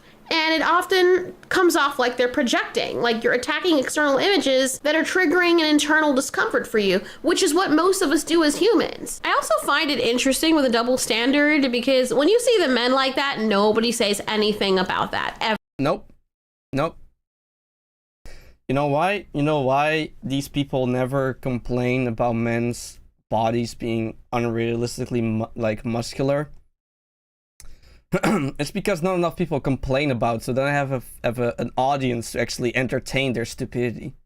Man has a nice butt or a bulge or what have you, and they're all like, yes. Also, these same people seem to never have the energy and bat one eye when female musicians and artists openly flaunt their provocative poses and all these outfits and the freaking music. Oh, but no, you get it. You don't understand. That's freeing. That's equality. That's progressive. No, you're just a whore, bro. God damn. music videos where the things that they're wearing can't even be called clothes. No one says anything about those because they're just being sexy. It's a natural portrayal of confidence and strength. Yep. They're just highlighting their beauty. You're just mad. You're just jealous. But compared to those, Sue Storm's pose in the original and in the fan art, it's not even scandalous. It's just feminine. And yeah, it's sexy, but it's also respectful. She's hot as fuck. Let's keep it a buck. She hot as fuck. And people like hot bitches. Like, it's not rocket science here, man. I don't think we should shame artists or characters simply for being attractive. Like, bodies exist. Attractiveness exists. For What the real. majority of people find attractive Like, why did they give the thing a shirt? Like, it makes no sense. It looks ridiculous. Take his shirt off, bro. exists whether people don't want it to or not. It's normal and okay to appreciate these things. Ultimately, it is also okay that we could just let fan art be fan art. And he's not even... Bro. He is being a clown for free. He's not even a blue subscriber, bro. He's being a clown for free. Oh yeah, I'm definitely losing my voice today. Without manufacturing unnecessary outrage. And I'm not even trying to disrespect you, Barry, but your reaction seems more about you than the artwork itself, if that's how you intended it. Maybe this guy and others who feel kind of the same way. Okay, see? Okay, well, there you go. Now we have confirmation that's what he actually meant. You do realize a lot of us women are okay with sexualizing ourselves, right? That's what women do. Yeah. They don't just come from off the freaking street and grab us and be like, take off them clothes, and that doesn't happen. We women do it all the time to get attention. No one makes these people make OnlyFans content, and so people are just not okay with this.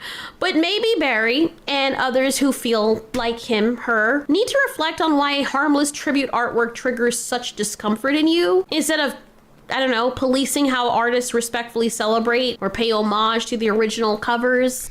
It's because they are mentally in the state of everything is porn. I bet if they go to like a museum and they see a Roman statue with his dick out, they're gonna be like, "Oh my god, that's porn."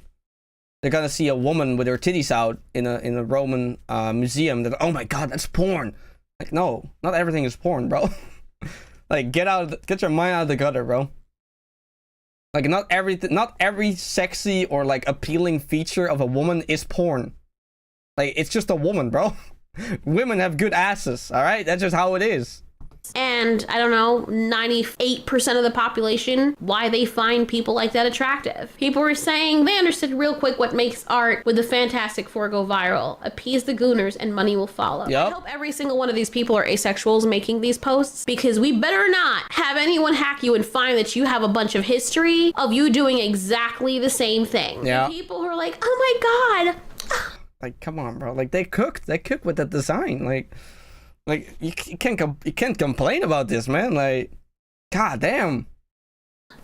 Oh my god, clutching my pearls. Look, you're showing an ass, but you're the same one with your mouth hanging open, feeling as though you need to say something to put you on some kind of moral high ground, while all you're doing is pointing a target at yourself that you were probably the most freakiest person in the room. Here's another friendly reminder that I feel like I always need to bring up in these types of videos. Sue Storm's not real. You don't have to worry about her being sexualized because she's not a real woman. No, that doesn't help. That doesn't like that doesn't deter them of being stupid.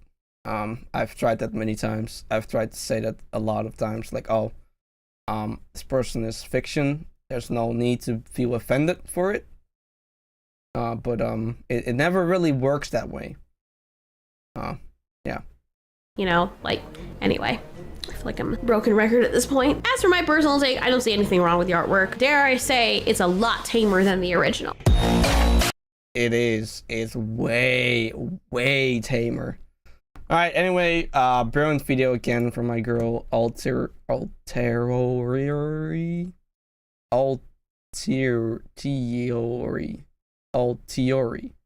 I think it's Altiori. Correct me if I'm wrong. Yeah. She makes a lot of good videos. I think I've reacted to like 4 of them now. And some of them I'm just watching on my own time. So yeah, great stuff, man. Make sure to subscribe and like to her video, and make sure to subscribe and like my video, and let me know what you thought about the episode. Not the episode, the video. I'm sorry, the video. And with that being said, That's about it. Take care. Alright, as long as I don't... If I just chill out a little bit with my voice, I should be able to get one more reaction out. And then I'll just don't talk the rest of the day. That might be a good thing, yeah. I think that would be a good, smart decision. Surely. Alright.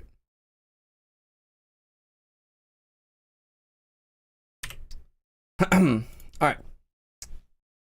Oh, I forgot to take off my headphones at the end. Oh well. It's kind of a thing I do now, right? Whatever. Come on, voice, don't film me now. I need you a little bit more, alright? Like an hour, maybe. How long is this video? 30 minutes. Okay, 50 minutes. Come on, man. Come on, man. I need you, alright? Recording in 3, 2, 1. What's good, YouTube? Yo, welcome to a video of, something that I thought was interesting. It's not really the normal content I usually like react to, upload. It's more like an educational video, I think. It's about European stereotypes explained. Now, I think a lot of people are very uneducated about Europe in general.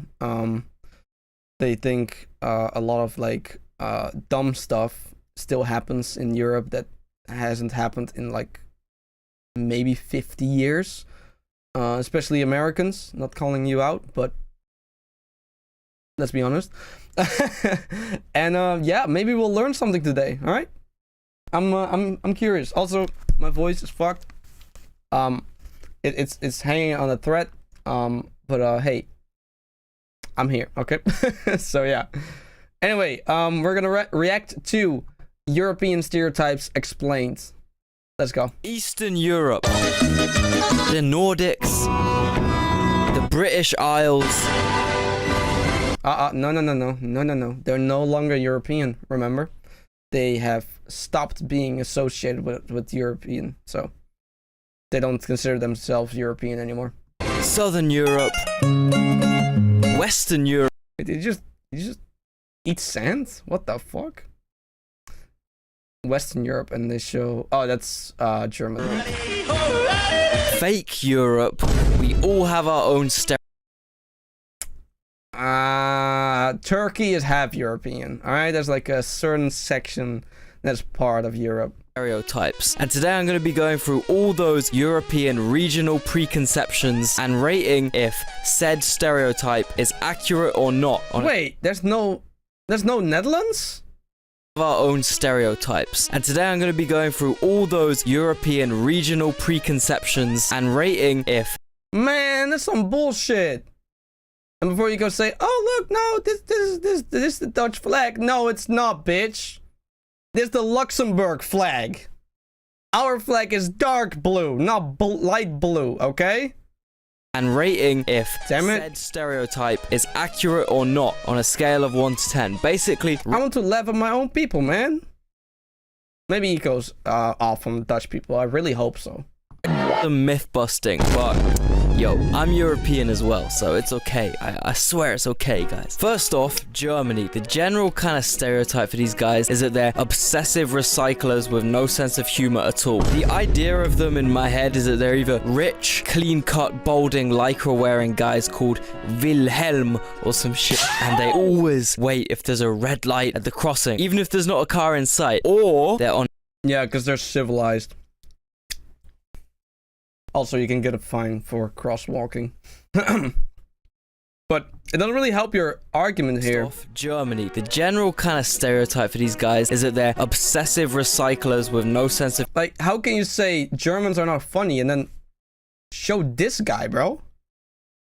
Like, arguably the funniest German creator online ever. Humor at all. The idea of them in my head is that they're either rich, clean-cut, balding, lycra-wearing guys called Wilhelm or some shit, and they always wait if there's a red light at the crossing, even if there's not a car in sight, or they're on the complete other side of society, football hooligans or techno gimps or both. And the only time... That's a Dutch person, bro. Don't be racist now. All right, he's Dutch. He comes from Netherlands. Okay, that clip is from the Netherlands, not German.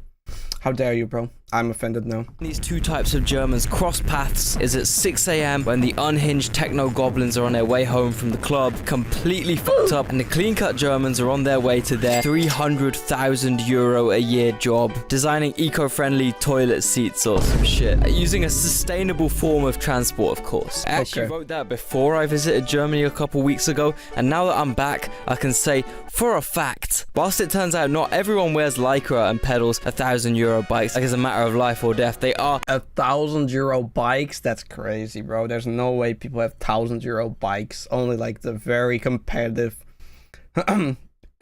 peddlers, bro. absolutely obsessive with recycling and also crossing the damn road in the correct way. This was genuinely the worst thing about Berlin. Berlin might actually be the best city on earth if they A, didn't have the Brandenburg Gate, and B, didn't care so much about fucking jaywalking. Like, I'm trying to get places, man. I'm trying to be efficient with my time. If there's not a car and you can get arrested for jaywalking in Germany. That's why they give a shit. The cops can arrest you for doing that, or they can fine you. Well, not arrest. They can detain you. in sight, I don't want to hear a fucking collective from the crowd of people waiting when I inevitably cross the fucking road, dude. It's my life, okay? If I evaluate something that's risk-free and perfectly sensible for me to do, I will do that. You know what? Yeah, but it is behavior that is looked down upon in that society, and you're outside their society and their norms, so they will look down on your behavior because it's deemed as bad behavior. That's just very humane behavior. I won't do blindly follow orders that make no sense. Sound familiar, Germans? Yeah, so I was in Berlin with the boys, right? One day, I woke up late. Everyone was on the other side of the city already. And like a true German, I cycled from Schöneberg to like fucking Mitte. I think that's how you say it. Anyway, during this bike ride, I kid you not, I got told off by the police for giving way to them. I was in the bike lane at an intersection. My lights were green, but there was a police van turning towards the crossing. So naturally, I stopped dead in my tracks like we do in the UK. Turns out, my generosity and submission to the authorities was offensive to these guys. What? 5 German bike-obsessed weirdos behind me start screaming. The policeman leans out the window and shouts, what I can only imagine in a German translation is, fucking cross the road, you English. That's how crazy they are about following the rules in this country. The rules literally take higher precedent than the police themselves.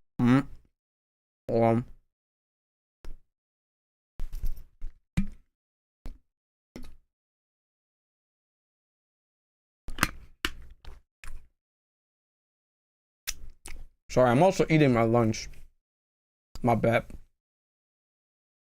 Listen, the reason why you didn't have to... it's a ridiculous situation you're describing right now. I don't know if it's real or not, but if it's real, the reason why people were screaming at you that you shouldn't have given them priority is because unless they have their lights on, they do not have priority. They're just a normal car or truck or whatever you want to call it.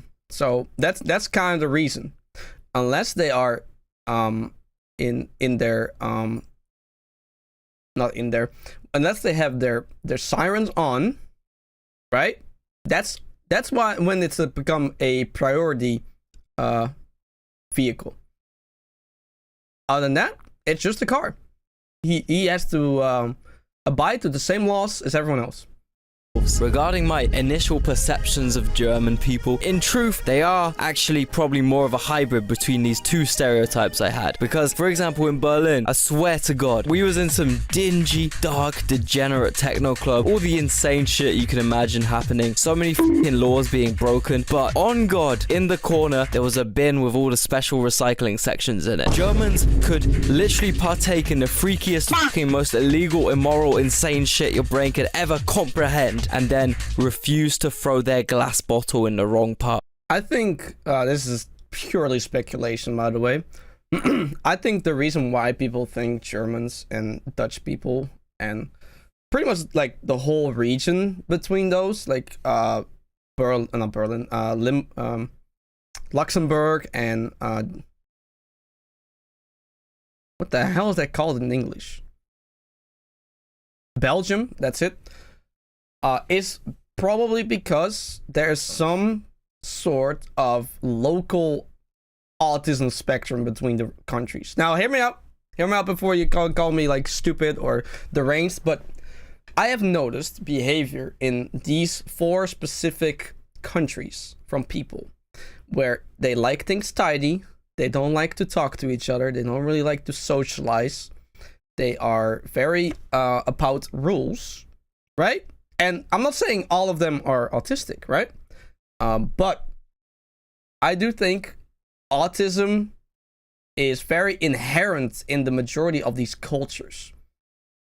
And maybe not just in the way that you think of, like, oh, everyone has autism. That's not really what I'm talking about. I'm more like the rules and the expectations of people in the country are very tailored towards specific kinds of autism. Now, like I said, it's all speculation, all right? Don't pin me down, all right? I am not a psychologist. I am barely a smart person. But that's just my take. Of the bin. It's truly a phenomenon. I'm thinking 7 out of 10 for accuracy on that stereotype. Austria and Switzerland are almost exactly the same. However, their stereotype is a lot more based around cattle herding and stein sinking. More rural, less German baller. I've been to both these countries now, and the only really massively standout stereotypical thing that's 10 out of 10 correct is the fucking price of shit. I paid €30 for a Burger King. What? Third? I mean, that's... Oh, no, wait, that's... Wow. Okay. Damn. Fucking quid for a shitty Burger King. Not even a Mackey's. A Burger King. In Vienna, if you live there, the price of housing is actually dirt fucking cheap because, you know, they actually care about their citizens. But if you go as a tourist and you're trying to like book somewhere to stay, oh my god, man. I was literally... Why do you think it's so cheap, bro? Why do you think it's so cheap?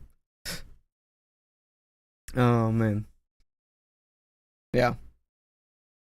Scrolling booking.com doing the Napoleon pose. This was me, fam. The prices are insane. All of this went half an hour over the border. You can get a literal fucking mansion for 20 quid a night. Switzerland especially though is very well known for being ultra expensive, and I definitely fucking found out. So this is like 100% accurate, okay? I back this with proof. The craziest thing I came across in either of these countries though, which really supports my previous jaywalking insanity claims, is that in Vienna, yeah, they got very decent fines for crossing the road in the wrong way. But the wildest thing about this is that if you jaywalk and people follow you and jaywalk as well, you get their fines added to yours. Oh, what? Damn. That's crazy, bro. It's like you instigated it, apparently. What the fuck? Yeah, not gonna lie, both these countries live up to their stereotypes. 8 out of 10. Now, the Benelux region, that's Belgium, the Netherlands, and Luxembourg. Really? You're really just putting all of us together? Come on, man. We're the biggest of the 3. Are you going? Oh, man. God damn it. These guys are seen as like Germany light. They're still very hyper-focusy and OCD about trains, recycling, cleanliness, and bikes. These guys... Oh, yeah. Oh, yeah. Guys love their bikes more than their significant others, I swear. However, they're also like German. No, there's not really love for bikes. It's more just our primary way of getting around. Obviously, a lot of people have cars, right? Obvious. But just cycling is just such a norm here. Like when you're very young, you learn to ride a bike, and then you never unlearn it, and then, you know, before you are... Also, the fact that there are a lot of, like, it's very expensive to get a driver's license here. It's also very difficult because it's very, well, difficult. And a bike is just a great alternative. And then you also, you know, you got, like, public transport is really good here too. So having a car isn't really necessary in the majority of cases here. So, and the bike infrastructure here is also very phenomenally done. So it just makes sense. It just really makes sense. But anyway, continue. In that with great strictness and compliance comes a desperate need for an outlet, something gritty, disgusting, and naughty. Hardstyle gabber, skinhead, football hooligans. But what about big stereotypes? First things that come to mind are waffles, both Belgian and Stroop waffles, canals, windmills, and DRGS. Yeah, a big stereotype we have for them in the UK at least is that these guys are massive heads. I'm talking bags of anything, specifically for the UK. Yeah, but that's the majority of just cities. If you go outside of like the major cities like Rotterdam and Amsterdam and The Hague, you'll find very little people there actually on drugs. It's very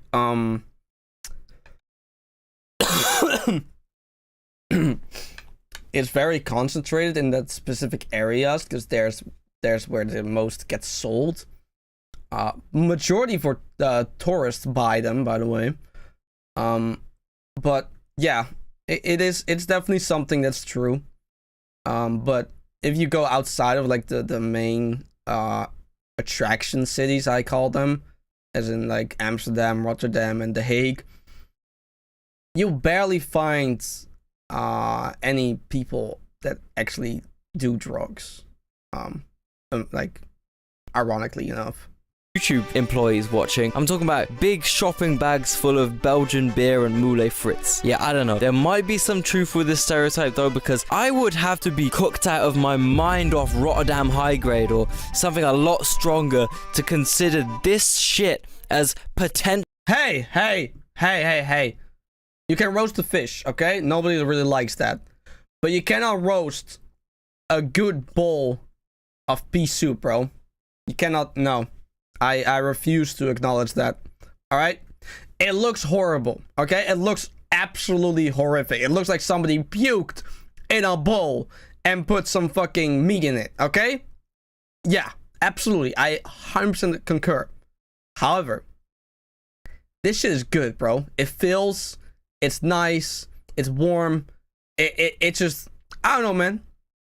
I really like pea soup. I think it's like the best soup ever. Although this one looks really, really bad. I'm not gonna lie. This is some like store-bought shit, bro. Like, you gotta make it yourself. You don't make just like something out of the packet. You don't get good quality out of some ready to like microwave ready shit, you know? You really gotta like put in the effort and actually make it yourself. Potential food? Surely only. Hey, yo, what? Nah, bro, you're not roasting. Nah. That's not what we're gonna do here, alright? You're not roasting our hagelslagelbrood. That's not. We're not gonna do that. No.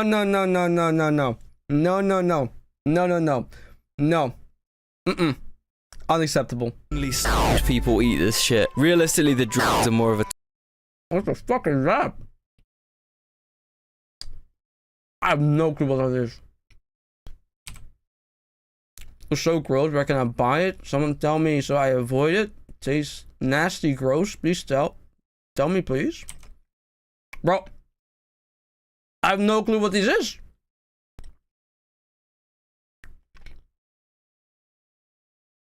It seems like some sort of sausage or some shit.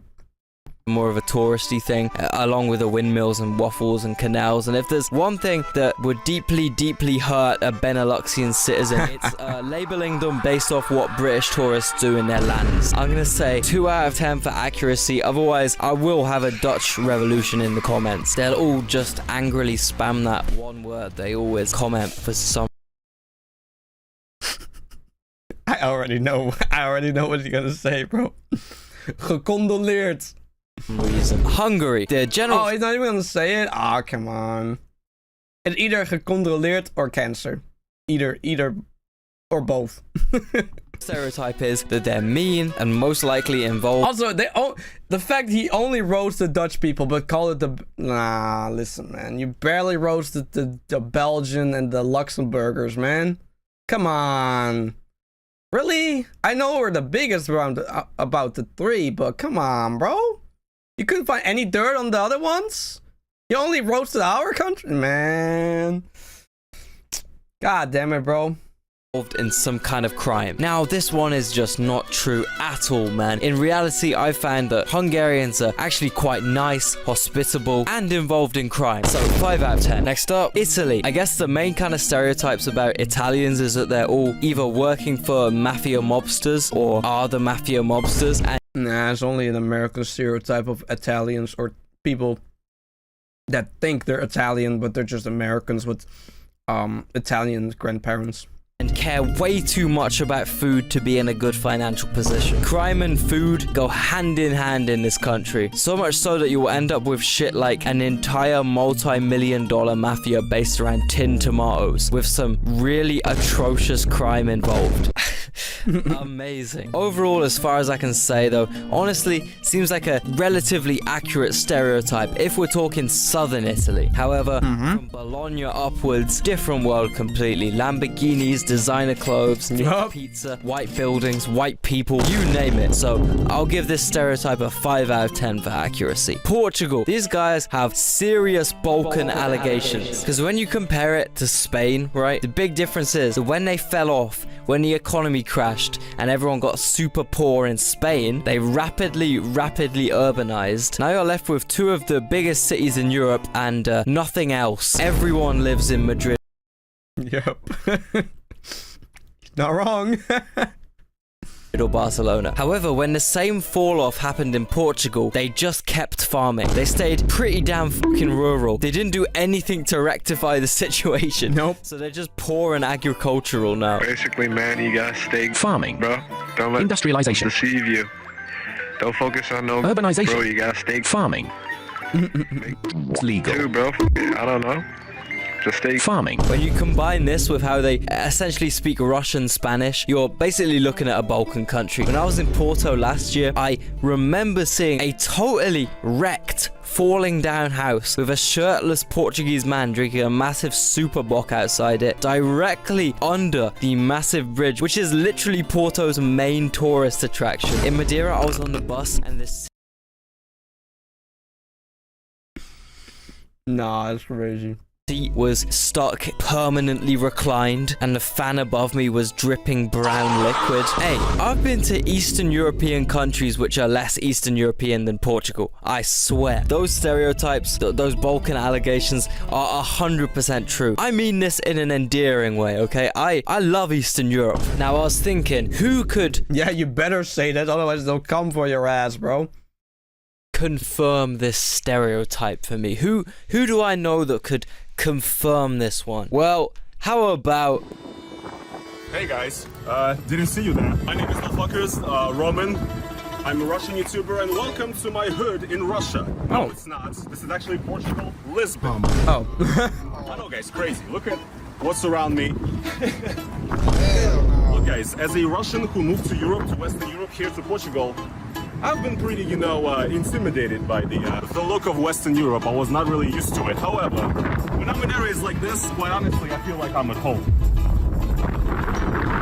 It also almost feels like we're in Serbia. What I'm saying is, Portugal is a great place for an Eastern European to settle because a lot of the views here are close to my heart. So yes, Gio Paul, you asked me to confirm that Portugal is indeed Eastern Europe, and as a certified Eastern Europe expert on YouTube, I definitely confirm. Oh, we got the Russian guy's confirmation, so I guess that's enough, right?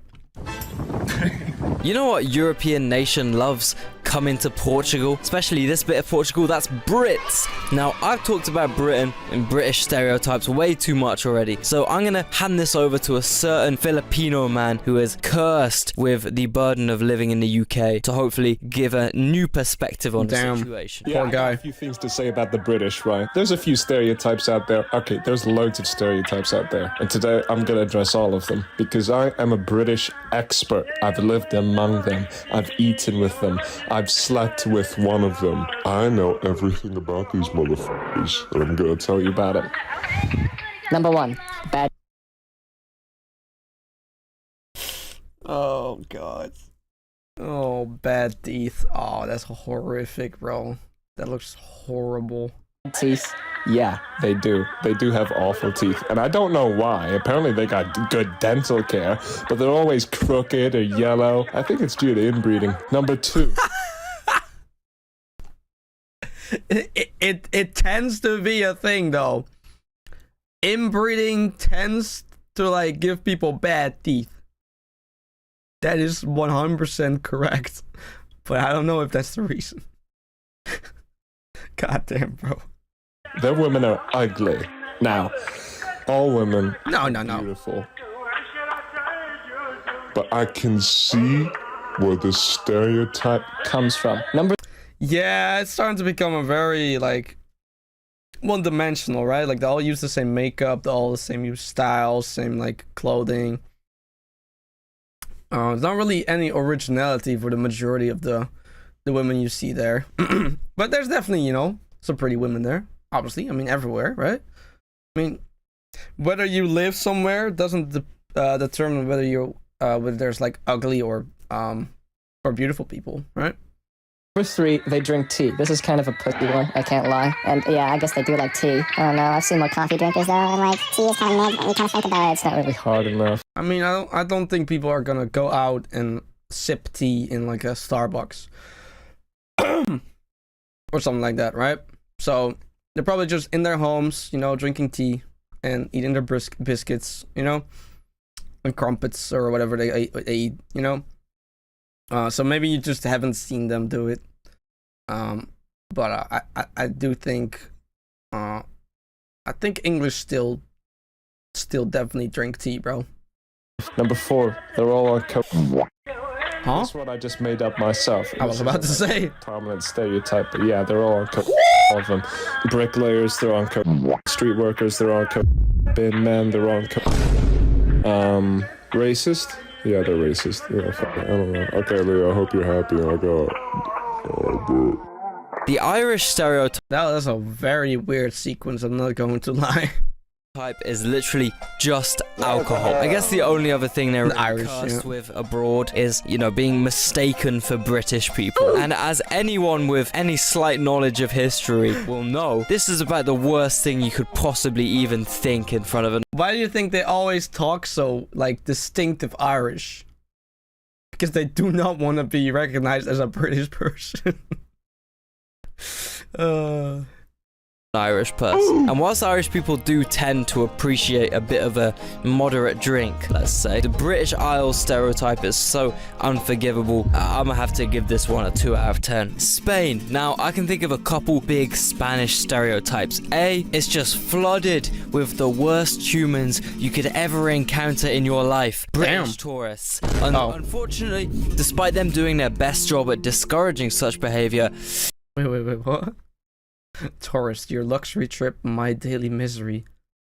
Oh my god. Spain tourist backlashes Brits in bars, sprayed and pelted by protesters. Yeah, I can confirm this stereotype about Spain. I've been on the bus through Marbella. I've seen things, straight traumatizing things that have given me so much shame for having this accent. But there are places, smaller towns, cities, without the plague of British expats. The problem is, no Spaniards actually want to live there because there's no economic opportunities. And when there's houses going for cheap in the Spanish countryside, side, you know who slips in? Fucking Brits. I mean, they already own a fucking peninsula of your land. And with all the Brits buying up the entire real estate supply here, I think we could be looking at a total takeover by 2050. This stereotype is going to be getting a 10 out of 10, sadly. I've seen it with my own eyes. If you don't want to come across like one of those ignorant tourists, the best way for you to fit in, to respect the culture, is to learn the language. That's where iTalki comes in. Using this online language learning platform, you can take... Yeah, there's nothing more important if you're going to a country to visit and you have a slight or like a very basic knowledge on the language. it will get you far.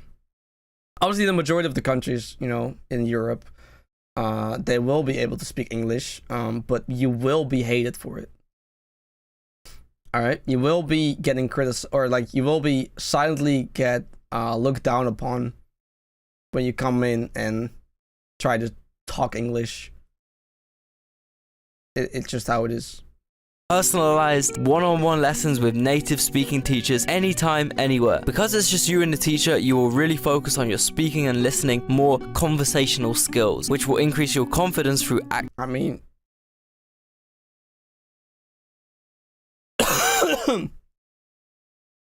I forgot what I wanted to say. Yeah, maybe I'm sick.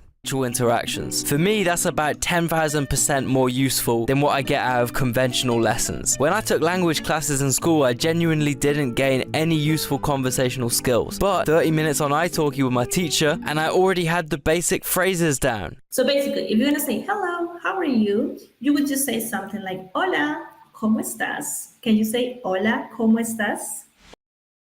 I mean, that's very basic, isn't it? I think I got that. I think I've been taught. Jesus, I can speak. I think I learned that in high school, bro. Hola, ¿cómo estás? Like, hola, ¿cómo estás? That sounds very awkward. But hey, he's learning. All right, you don't ever kick somebody who's that doesn't make sense. I was gonna say you don't kick somebody down when they're up or something. I don't know. I'm getting a bit delusional, I think. I don't know. Something is going wrong today. If you want to find a mentor that's a good match for you, just like I did, there's over 30,000 teachers and you can find... Of course, Japanese is the most popular one. God, us weebs are so fucking shameless. Nobody wants to fucking care about some Mandarin ass shit or something. No. No Mandarin, no Korean, nah, Japanese. Oh god. Teachers, and you can find the perfect one through some easy filtering. And best of all, with iTalki, you can pay for each lesson individually. There's no subscriptions and lessons are priced from only $5. You get... That's actually huge. I know this is his sponsor, but god damn. 3 trial lessons which are refundable, so there's no financial risk involved. Start your language learning journey now with the link below in the description. And don't forget, use that promo code GEOPOD24. This gives the first 50 users an extra $5 when they make their first purchase of $10 or more. So be quick, sign up now. iTalki is actually holding a language challenge from now till mid-October. You want to win rewards and get motivated to reach your language goals? If so, sign up for the iTalki language challenge today and surge past your language goal. Please get rid of that mustache, bro. It either grow a beard or get rid of the mustache, because I don't know, man. It's not working. It's not working, man. Goals. Do it. The lack of work relates to the next stereotype though, which is that Spaniards are lazy. Now, this mainly stems from the fact that in Spain, everything closes at like fucking 1:30 p.m. There's no Spaniards out on the streets. You're stuck with the Brits for a couple hours. This is because these fuckers have what's called a siesta, which means midday nap. They essentially pause everything they're doing and sleep for a couple hours in the middle.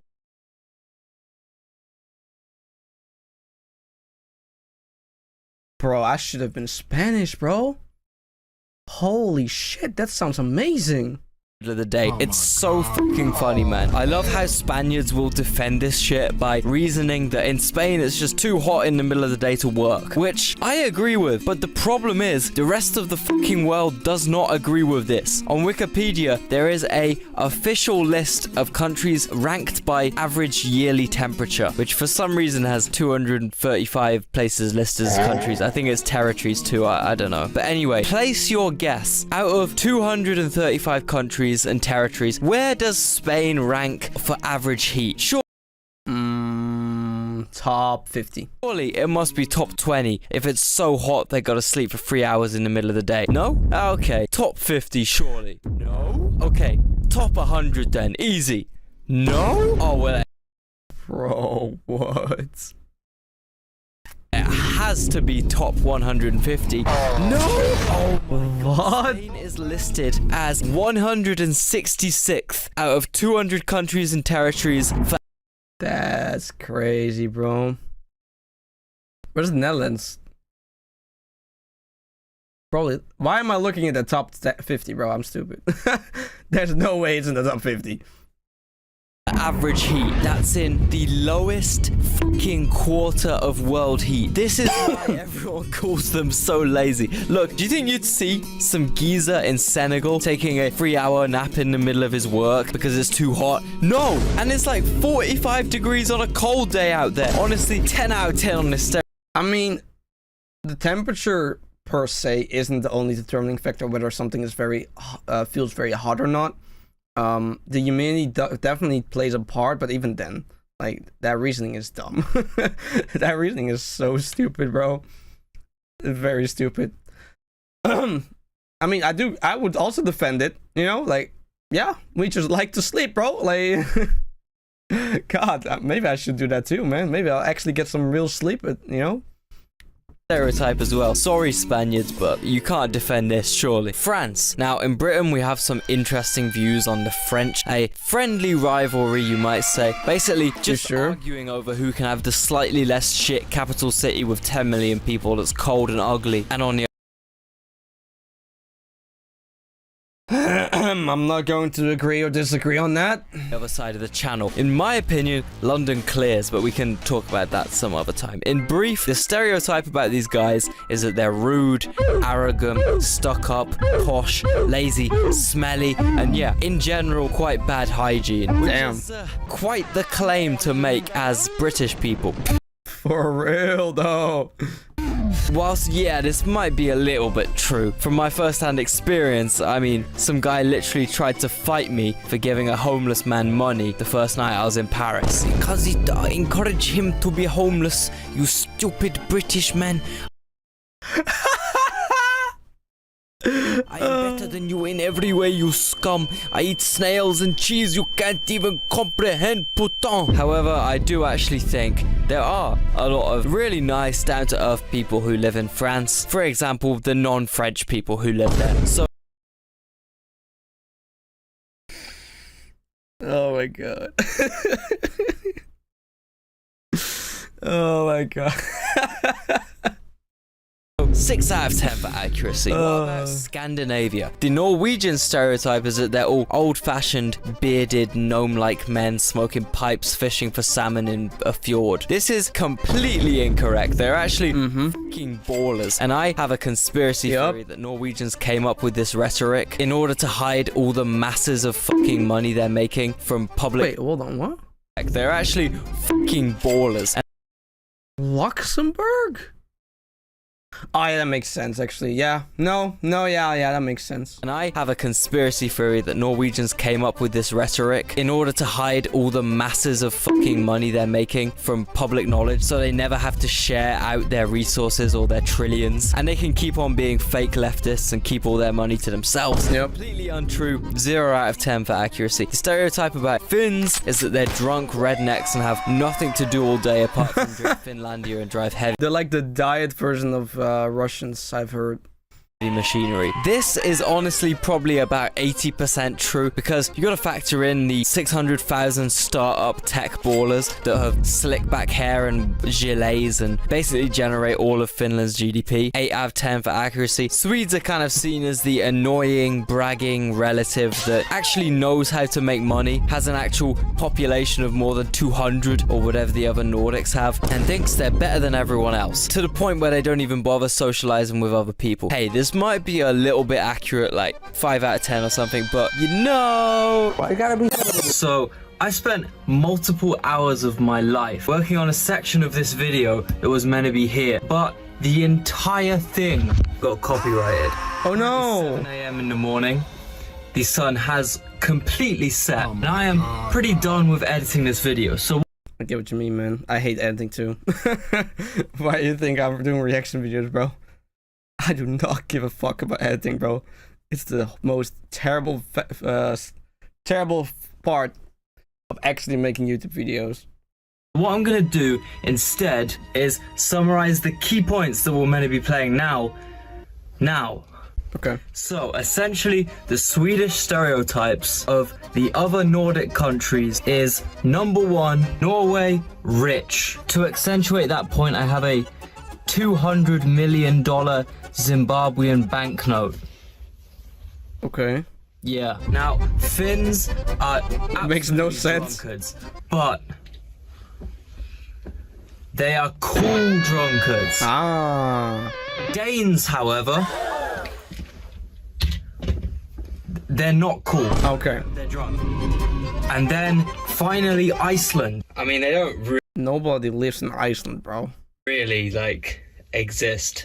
Yeah. Like, okay, bro, sorry that we actually have humans living in our country, not just like animals. Oh wait, you don't even have them because you like genocide them. Danes are seen as like essentially incapable of fucking talking normally. They have the most horrendous accents known to man, and aside from the interesting animal stuff, they're generally seen as woke, head in the clouds, painting their entire apartment white, introverts, and depending on who you ask, Danes are either Germans that think they're better than Germans or Swedes that think they're better than Swedes. This is true. Damn. Relatively 7 out of 10. You know who surprisingly possesses a similar personality trait? Czechians. They are Slavs that think they're better than Slavs. At least in the UK.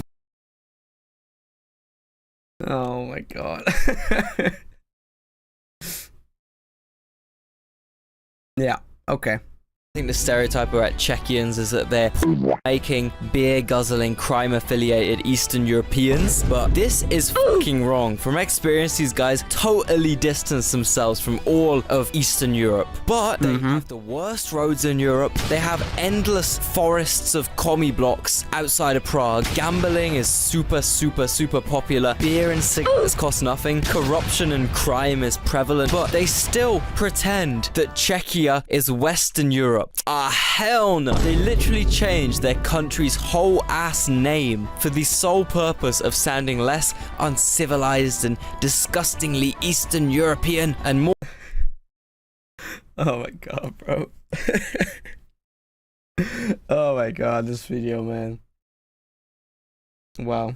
More German and good. The only accurate stereotype I've heard about Czechia is that their language sounds silly, so I'll give it a 1 out of 10 for truth. The other Slavic countries are a bit different though, because unlike Czechia, they don't completely despise their own identities. Instead, they actually have a lot of pride in their own identities, actually a bit too much fucking pride in their own identities. Maybe, yeah. For example, Poland will refuse to take one singular immigrant because we need to preserve our cultural identity, whilst at the same time, I'm pretty sure they have the biggest fucking diaspora in the world.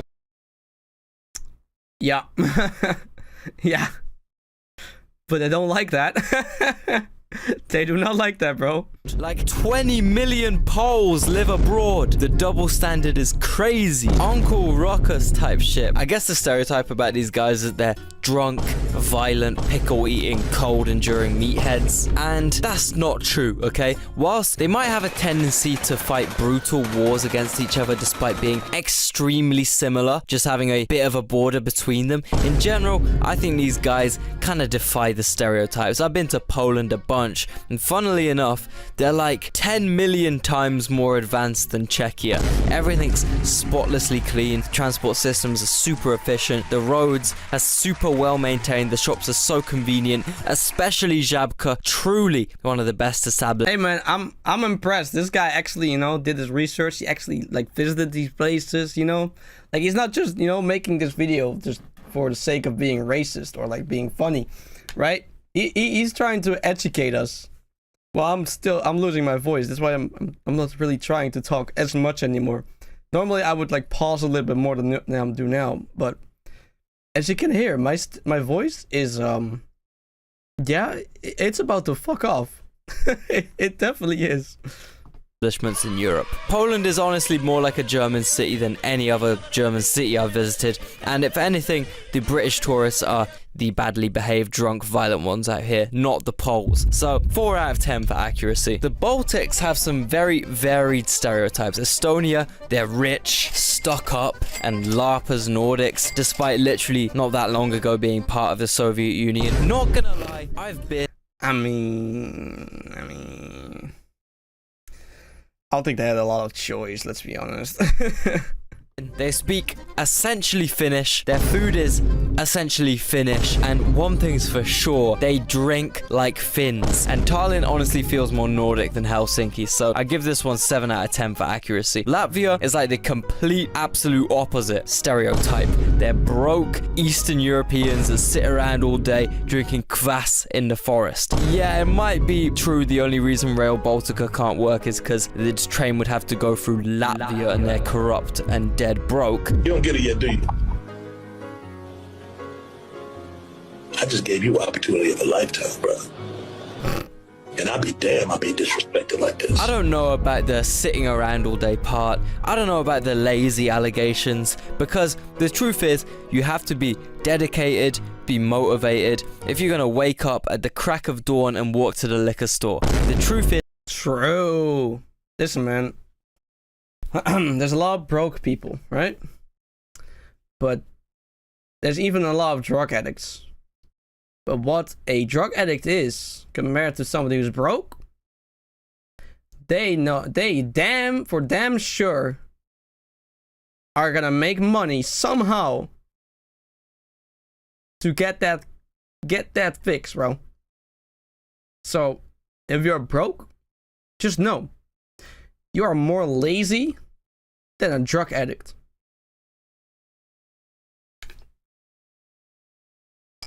Counts for me too. So, Alcoholics are the hardest grinders in the world. They're always motivated, working around the clock, working so hard to get what they want in life, that being 45% black balsam. So I'll give it a 6 out of 10 for accuracy. Lithuania, now from my research, the only stereotype about these guys is that they're mean, like cold and unfriendly and introverted. Well, I was in Vilnius airport on a layover for like 45 minutes and Truski, man.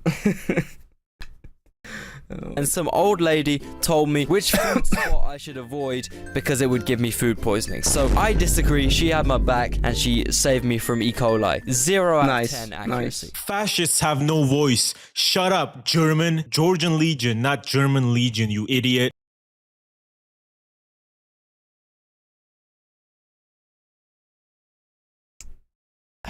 Fascists have no voice. Shut up, German. Yeah. Yeah.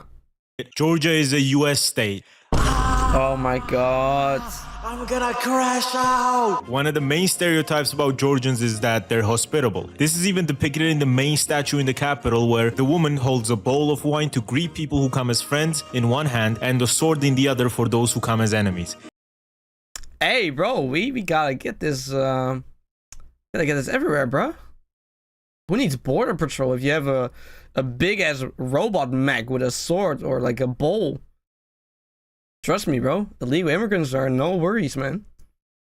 They just get chopped up. And there have been a lot, I can't lie. And this stereotype is thankfully very true. I get constant DMs from people saying they visited Georgia because of me and they loved it and the people were all very nice to them, gave them free food. Personally, I've never heard of this country before. Yeah. I guess my education has failed me in informing me that this is a European country. Free alcohol and just a good time. So this stereotype is very true and I'm very grateful for that. Speaking of alcohol though, there is also a stereotype about Georgians being drunk. Now listen, imagine drinking wine that... Bro, what is with all these like Eastern European countries with like a bunch of drunk stuff? like from the Netherlands to like France. Germany's not. Oh wait, France is down here. In Germany, it kind of stops, and then after that, just everywhere. I don't know why. It tastes just like the grapes they were feeding Roman emperors. Sweet, but not too sweet, and it gets you drunk very nicely. Now imagine you have a whole cellar with literal tons of that wine. You're gonna be chugging it. Honestly though, yeah, this stereotype is partly true because people in rural Georgia get wasted. There is literally nothing there to do other than farm and drink wine. So outside of the cities, there's a huge drinking culture because literally everyone makes their own alcohol or the ethanol disguised as a drink named chacha, which goes up to 80% alcohol, which... What? Wait, hold up. I have here isopropylic alcohol. 70%. 70%. You're telling me this drink is 85? That's crazy, bro. That's crazy, bro. Oh yeah, I'm losing my voice.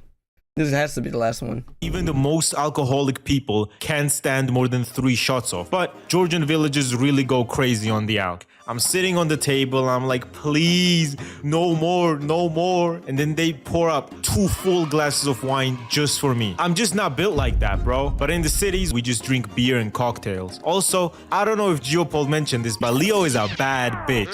Literally, anytime I get drinks with him, Ice Spice starts playing in my head because he always gets Aperol Spritz, which is literally reserved for Instagram model. This is the reason why I made a poll in which 91%, more than 1,500 people, voted that Leo was in fact a twink. Another stereotype is that Georgians are very religious, and this stereotype is extremely true. Listen up, bro. If you've literally been only bordered by these buff Turkish and Persian men constantly trying to make you Muslim and you flex on them by making pork shawarmas and putting 5 Christian crosses in your flag, you gotta have a certain level of dedication that most countries cannot get to. Every taxi driver passing by a church crosses themselves while they're driving for every church they pass, and a lot of people get surprised by this. But when you look at the history at this point, it's more of a fuck you to the constant invasions. So yeah, this stereotype is extremely true. Also, everyone comment Leo. Moving on, we got Romania. Look, we all know the stereotype. We all know what I'm talking about. All I'm gonna say, I'm about 70% sure that during the singular day I was in Bucharest. What is this video, bro? What is this video? Last year, someone attempted to pickpocket me. They were not successful, but you know, for some reason a guy brushed really close past my pocket in a completely empty pharmacy when I was looking around. So as far as I'm concerned, it's all accuracy. Like all I'm seeing is accuracy. Nah, I'm joking. They do have other stuff to do in Romania. He's practicing to go through a window. Nah. Oh, yeah, man. than just pickpocket, like human trafficking. Talking about human trafficking, finally we got the Balkans.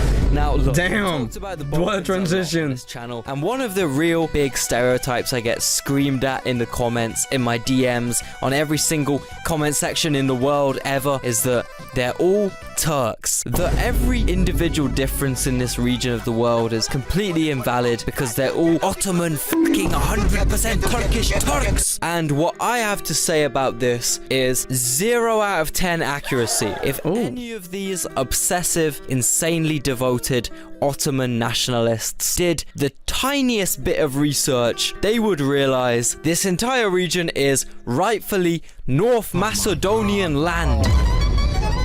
Ah. What the fuck?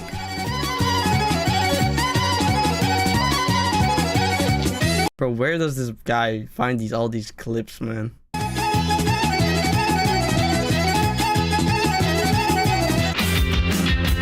Oh, okay. That was the video, man. Oh man. Make sure to leave a like. All right, subscribe to his channel. I just did that, by the way. I'm not lying. You know, like, why would I recommend you to do what I say, and then I'll do it myself? Anyway, that was the video, man. Wow, that was quite the video. I'm gonna keep it short because my voice is about to die. God damn it. Yeah, so let me know what you thought about the video, and like and subscribe. And with that being said, I don't know, whatever. With that being said, that's about it. Take care. All right. I wanted to stream a little bit more, but I mean, clearly my voice is not up to par with what I'm trying to accomplish today. Very annoying. Not a big fan of that. But hey, it is what it is, man. Life has ups and downs, and I was just going to